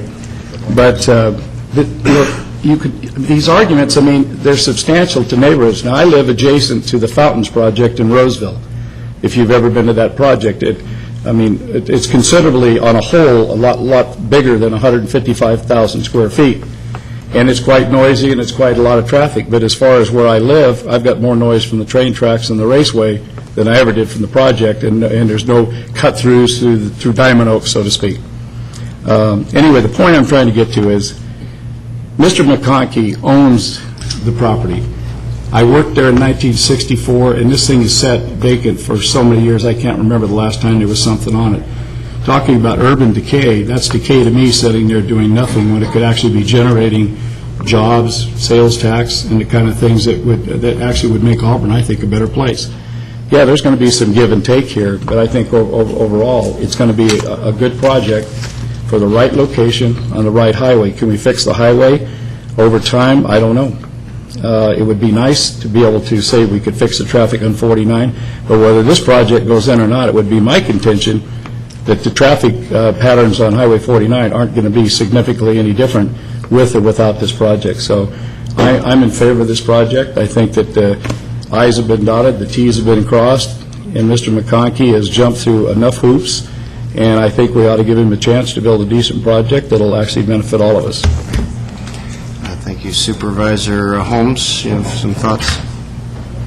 Thank you, Mr. Chairman. Here's the deal. We're here to discuss a land use application. We don't know who the tenant will be. However, many times commercial projects are approved. I think Mr. Stone's project in North Auburn was approved. We didn't know who the tenants would be. But we're not here to discuss Walmart or Costco. And I understand the concerns of the community about Walmart and the Walmart business model. In fact, I've read The Walmart Effect, which I didn't buy at Sam's Club. That's good to know. So, if Walmart was up to me to consider, I would vote against it. I'm not in support of Walmart. And I'm going to piggyback on Supervisor Rockholm's comments. I've lived in Auburn, in North Auburn, for the better part of my 60-plus years. And I grew up listening to the noises just down the road from Cowlida Lumber Company. They run 24 hours. I could hear the roar of the saws in my bedroom window, the sounds of the box cars slamming, loading, the screeching of the box cars. Just eat at your mom's restaurant. That's right. And then the teepee-shaped burner emitting smoke in the air, and I remember many nights where it was just glowing red at the top. Over the years, my family did fine without a Kmart, a Bel Air, or a Target store. And as a businessman on Highway 49 for almost 30 years, I watched the change in the landscape of the business community and the competition that came with it. I was in the auto repair business. I had tons of competition came. I often refer to myself as the country boy that the city came to. The point is that my family and I adapted and adjusted to those changes. Personally, I just soon see this project go away. I'll do fine without it. I share the concerns of the neighbors that are opposed to this project. I don't think I'd want it in my backyard. The fact remains, though, that the property has been zoned for years for this type of use. The developer is not asking for a rezone. He has agreed to the conditions, over 130 of them. He has listened to me and the neighborhood regarding Canal Street access and agreed to remove that from the project. He's using the property rights granted to the property by the general plan and conditioned by the Planning Commission. I could go on and on about all the conditions that Mr. Conkey and the builder will have to comply with to go through that, over 130 of them. And I'm confident that the appeal, the questions in the appeal have been adequately addressed by staff and other experts in that work for Placer County. So I'm going to vote to deny the appeal on two conditions that I would like to see. That the developer and the planning department work to save the two magnificent oak trees, whatever you can do to see if you can save those two magnificent oak trees that are right in front of Aaron Drive. And then change the time of deliveries. I think the Planning Commission said from 6 to 12. I'd like to see that modified to 6 and 11 if the board would agree with me on that. And then I will reserve any other comments after my colleagues have had a chance to speak. Thank you, Mr. Chair. Supervisor Weigand. After arguing with Tony for about 16 years, I want to start out by saying that I'm taking his advice today and looking at this project contrary to Mr. Moose's recommendation and the broad spectrum of the appeal. So first, as it relates to the conditional use permit, the question for local government as a very high responsibility of ours is to make sure that in our land use planning implementation, we do a good job of planning for our communities and make sure that as we set those high standards, we actually implement those standards. And I guess people could argue all day long whether or not the project's consistent with the Auburn-Bowman Community Plan or inconsistent, but the reality is it does not require a general plan amendment and it does not require a rezoning. I know from experience on the board that the applicant has looked at a variety of different project types consistent with the planning and general plan designation, and this is one of those. So from a broad perspective of the conditional use permit portion of the appeal, I'm very comfortable that the project fits in the community plan. Rarely in land use planning does anything fit perfectly, but this is a good fit, and it's clearly easily within the threshold of the discretion and the description and the goals of the Auburn-Bowman Community Plan, in my view. The second portion of the appeal relates to extensive criticisms of the environmental document. And as Mr. Moose did point out, none of us are experts in economics and traffic modeling and air pollution or other issues that may have been raised. So the process requires that we hire out the best expertise we can.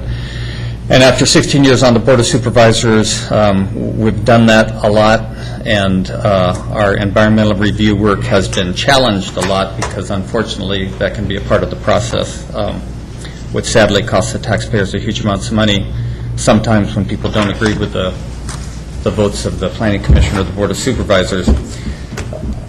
I'm happy and pleased to state that Placer County's environmental work over the years in its tests has proven to be extraordinarily adequate. We have an exemplary track record for defending our environmental work, and I think an even better track record for the success of doing that.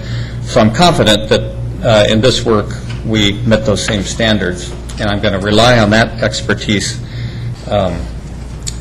in measuring the appeal compared to those criticisms.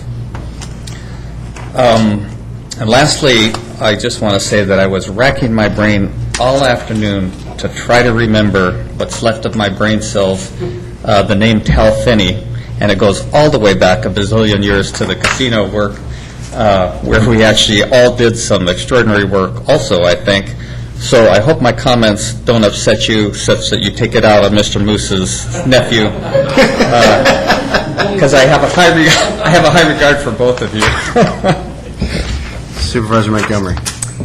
Thank you. I have to say that I hate big box stores, and I went into this process, frankly, with a hope that I could look at something in our zoning or in the community plan that would make me say, that's just terrible, I'm going to vote against it. But I read this Auburn-Belmont Community Plan cover to cover 4 times. There's about 100 paper clips in here. There's at least that many highlightings. And what I discovered in reading this document is that for every argument that can be found in here that the Auburn-Belmont Community Plan is in opposition to this kind of a project, you can find an equal argument that supports it. And I think page 40 of the document talks about commercial development, which this piece is zoned, and it says, in general, the plan provides for the continued expansion of the 4 nodes of retail commercial development that exist along Highway 49. And it calls them out by location. It says, on the west side of Highway 49 at Nevada Street, on both sides of Highway 49 at Luther Road, between the railroad tracks at Bell Road and at Dry Creek and Highway 49. So, you know, back in 1994, when the community put this plan together, it was absolutely their intention that that be a developed commercial site. I can wish, and a lot of us can wish that that wasn't in there, but it is in here. One of the other issues that people have brought up to me on a number of occasions that I thought really resonated was the mixed-use piece. Again, page 46 of the Auburn-Bauman Community Plan talks about mixed use as a vision for this area, but they call out some specific locations for that type of mixed-use development. They call out Bell Road, they call out the DeWitt Center, and they call out the Bowman area specifically. So while it is absolutely God's honest truth that this document calls for mixed use, this piece of property is not one of the pieces of property that they identified for that use, which doesn't mean it wouldn't be an appropriate use for that location. It would be if it penciled out economically. It's my understanding that it was analyzed and it didn't pencil out economically. We can't force developers to engage in uneconomical projects as much as we might like to. So I really, the argument that it wasn't compatible with the Auburn-Bowman Community Plan really resonated with me, but when I really did my research and looked into it, I found that it was not supported. So I want to echo Supervisor Holmes and say that I think there are a number of conditions that we can additionally ask to go on this project that will improve it specifically for the residents in the local area, the people who live in neighborhoods. Jim's already talked about the oak trees. I think, in fact, we should give a direction that the project should be redesigned to protect the oak trees, not, hey, let's go look at protecting the oak trees, but go redesign it so you don't take those 2 massive oak trees down, and then mitigate and pay for the smaller trees as under our tree ordinance. Deliveries. I'm very glad to hear that Jim's proposing shrinking that time frame. I personally would like to see it even smaller. There's not that many delivery trucks that are going to be going through there on any given day, according to the document. And, you know, I'm not sure they really need 15 hours of deliveries. I think they could probably get away with fewer than that. So I might ask Jim to tighten that even farther. On the sound wall and the landscaping, I would propose that before any of the construction is done on the project itself, including a lot of the land leveling and grading work, that the wall facing the neighborhoods be constructed and landscaped as the very first thing that happens on this project in terms of construction, so that the neighbors have at least a nice-looking wall with landscaping on it to look at, rather than a bunch of earth-moving machinery and construction equipment. I think it will also help with the noise issues that people had. So I would like to condition this project and say, you got to build the wall first, and you have to landscape it on the exterior, not the interior, because I realize there's issues with, you don't want to run the plants over while you're building the thing. But in addition to that, we, for the Celebration Church, required a 5-year landscape maintenance agreement. I would suggest that we add as a condition to this that we require a 10-year landscape maintenance agreement, because it is right next to neighborhoods. And 10 years from now, we want to make sure that what the neighbors are looking at is a lush, beautiful set of trees, shrubs, and vines. If 5 years made sense for Celebration Church, which was not near any residences, I think 10 years makes sense where it's directly adjacent to residences. And then last, a particular bugaboo of my own is on lighting. I would, and it may not be appropriate for us to condition this. This may be something that our design review does, but I think all the lighting should be dark skies compliant. We want to absolutely minimize spillover into the neighborhood. We want to minimize the ambient light that comes from this project. And in fact, I would suggest that where appropriate, lights go off at the end of whatever this delivery time frame is, and then they're on motion sensors, so that if nobody's in the parking lot, it's not lit up. If someone drives through, it lights up, and you know someone's in the parking lot. That's actually a security benefit as well. One thing that came up today in many of the comments was local hiring and sourcing. While we can't implement that, I can't speak more strongly for this. It's my understanding that there is no guarantee, there is no condition that says we have to use local labor. I agree, we should be using local labor. Absolutely. We got people in our community who are unemployed and need jobs. If there's any way we could condition it to do that, which I don't believe we can, Tom's raising his finger, I would suggest we do that. Tom? Yes, I know the Placer County Contractors Association has approached me in the past to just require that the copies of the construction plan, the bid documents, be filed with them. That doesn't require the local hiring, but I think as we had testimony earlier that when Home Depot was constructed, the plans were not even available for folks to bid on. So I think they're a condition that would simply require the bid documents that would be put forward on this be also filed with the Placer County Builders Exchange, would at least make that group, which feeds many of the contractors in the area, available plans so that they can at least have the opportunity to submit bids on the project. It would be an appropriate condition. I don't think it would be contrary to anything else. Excellent. I'm glad to hear that, because I think it's really critical that if we're going to be developing, as we seem to be on this project, that we get the best return for our local community possible in doing so. And that means not having out-of-state contractors come in and build these things, but using local labor and then hiring people locally once it's done. I'm going to give my suggestions to Jim, since I'm assuming he's probably going to make a motion on this at some point. I just hope we can include some of my additional suggestions into the conditioning of this project. Thank you. Thank you.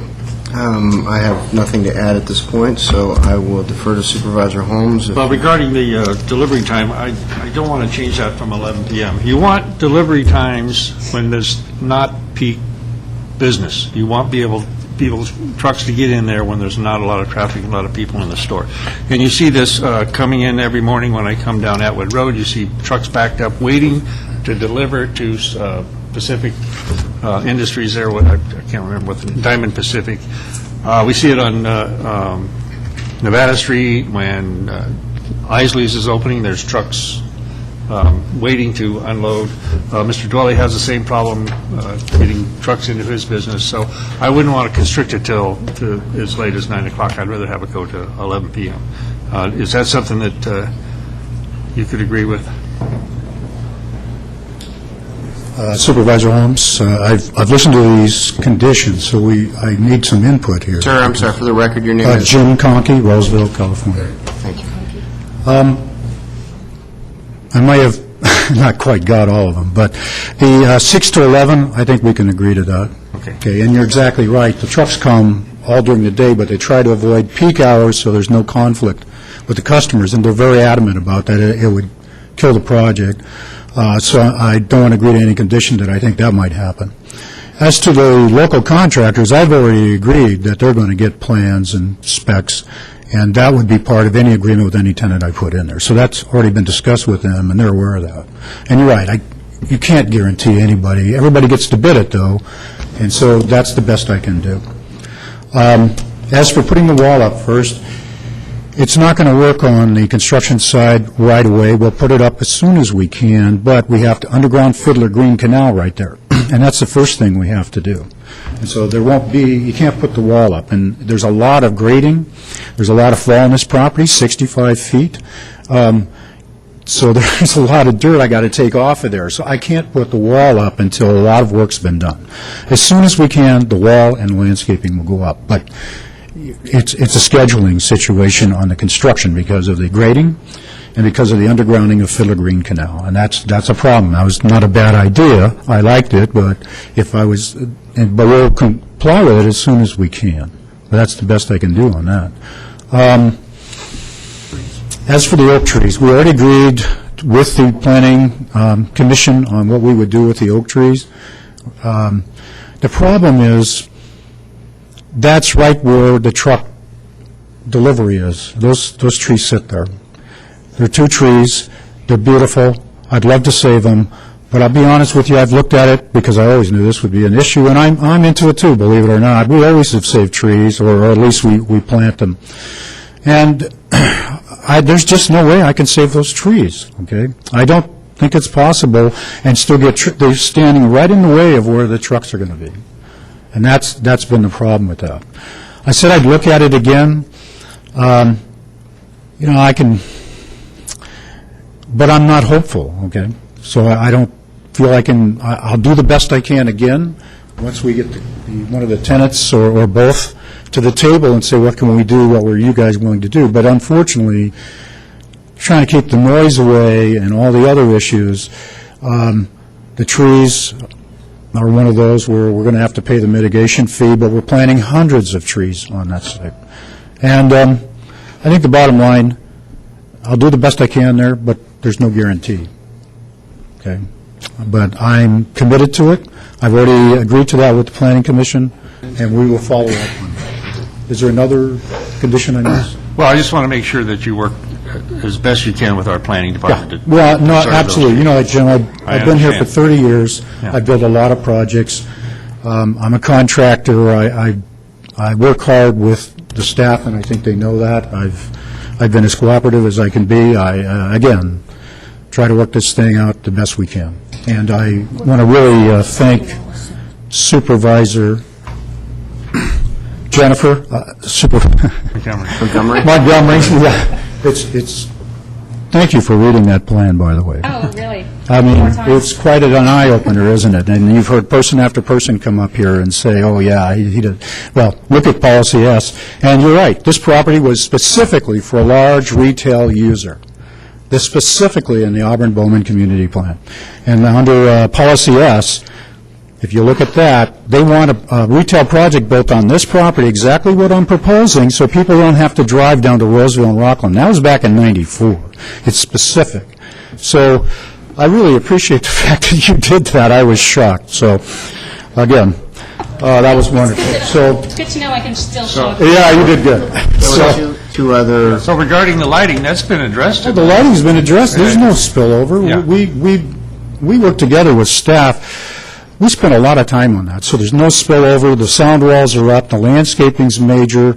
You can't see it. You're not going to, I mean, there may be some additional noise, but I think you pointed out, and Rocky, that, you know what, it's a heck of a lot better than was there before. I mean, it's barely there. You might hear a car door, maybe, I guess. If you would, at this point, just, you're being asked some questions about some conditions. Because I didn't care to... I guess I sat here this whole time. I wanted to say so. I believe the lighting is taken care of. I believe Supervisor Holmes had a question about landscaping. Just a 10-year maintenance agreement in the Well, I landscape? mean, as far as I'm concerned, it's forever. I mean, they have to maintain it. It's part of the agreement. That's already taken care of, too. It's not actually in there as a condition. Is it in there as a Well, it's condition? part of the Placer County, you have to maintain your, I own a lot of projects in town, I'm always maintaining it, or Shortling Daniels will come out and make me plant more stuff. I think the provision, if I might, is it's required that the project maintain its landscaping way beyond any expiration date of use permits or such, and then it becomes a code enforcement issue. Right. If you don't do so. I think Exactly. Supervisor Montgomery's concern is the landscaping on outside the wall, Which is still part of the project. It's still part of the project, we will maintain it. There's a strip owned by the Neighborhood Association that varies in size, that's their landscaping. So I can't maintain that one. Okay, thank you. Council had a question or a comment? I just want to summarize what I think has at least been offered by the developer in response to the questions raised by Supervisor Montgomery and Supervisor Holmes, that he will do his best to save the trees. He's skeptical that it's possible, but he will do his best, and he has a condition that he's already agreed to at the planning. To do exactly that. That they agreed to change delivery time from 6 to 12 to 6 to 11. Correct. That as soon as functionally possible, given the earthwork and dirt work and undergrounding work, the walls will go up. Correct. And be landscaped. And that they... Not on the inside, just the outside. Right, correct. And that they will continue to maintain it consistent with existing rules, I think is what I'm understanding. Correct. It's a code enforcement. And that currently the conditions, and I'll beg ignorance on this because I don't know, but currently the conditions do apparently address lighting and escaping light. Correct. And that he's made an offer to file and require, and he intended to file with the local contractors association. The plans, yeah. Appropriate specs. plans and specs so that somebody will have a chance to review it perhaps. Absolutely.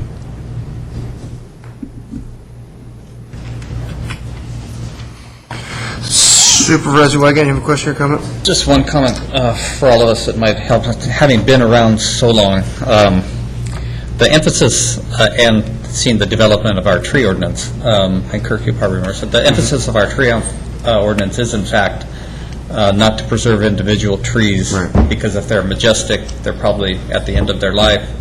And even though we should preserve them as long as we possibly can, the emphasis of the ordinance is to preserve oak tree corridors so that 400 years from now, others will be able to enjoy majestic trees. So if that makes us all feel better, I think, again, we should try to do what we can to preserve those trees, but if it's not feasible and practical for the public, I think that's important to know. Right. The mitigation dollars may go a lot further off-site to preserve a lot more trees. I agree with that. Supervisor Holmes, was there a motion in the making? I move that the Board of Supervisors deny the appeal, uphold the Planning Commission's approval of the conditional use permit and minor use permit, subject to the findings and conditions attached on page 6 and page 7 of the staff report, and the conditions that have been imposed by the board. Well, maybe it's page 22. Yes, thank you. I believe it's page 22. Specifically, that motion would include certifying the final environmental impact report, including Exhibit 7, which I think starts at page 336 of your staff report. Correct. And the rest of the findings on page 23 and 224. Right. Okay, we have a motion by Holmes and a second by Rockholm. The only comment that I will add, having if Supervisor Montgomery read the document as thoroughly as she did, she'll notice my name is in there, since as supervisor I voted for the Auburn Bohemian Community Plan, and yes, I can assure you this site was discussed at length for this very purpose when we adopted this document in 1994. And then Supervisor Wygant and I sat here in 1996. Technically, we sat over at the auditorium at Placer High School in 1996 when, serving as chairman, I got to preside over this hearing when it was a project with a named user. And my only comment would be, I want to thank everybody that participated here today. I can tell you this was a far more civil proceeding than what we went through 14 years ago. And unfortunately, the nature of this business being what it is, somebody's going to walk away not having gotten their way. But for those that are in opposition, I thank you for the professionalism and passion that you brought to the issue, but did so in a professional way, so thank you for that. With that, let's have a roll call on this, please. Holmes? Aye. Rockholm? Yes. Wygant? Yes. Montgomery? Yes. Euler? Aye. Thank you very much. Okay, that concludes the business of the Board of Supervisors for this meeting, and we will be back here for our meeting on October 5th. Good job.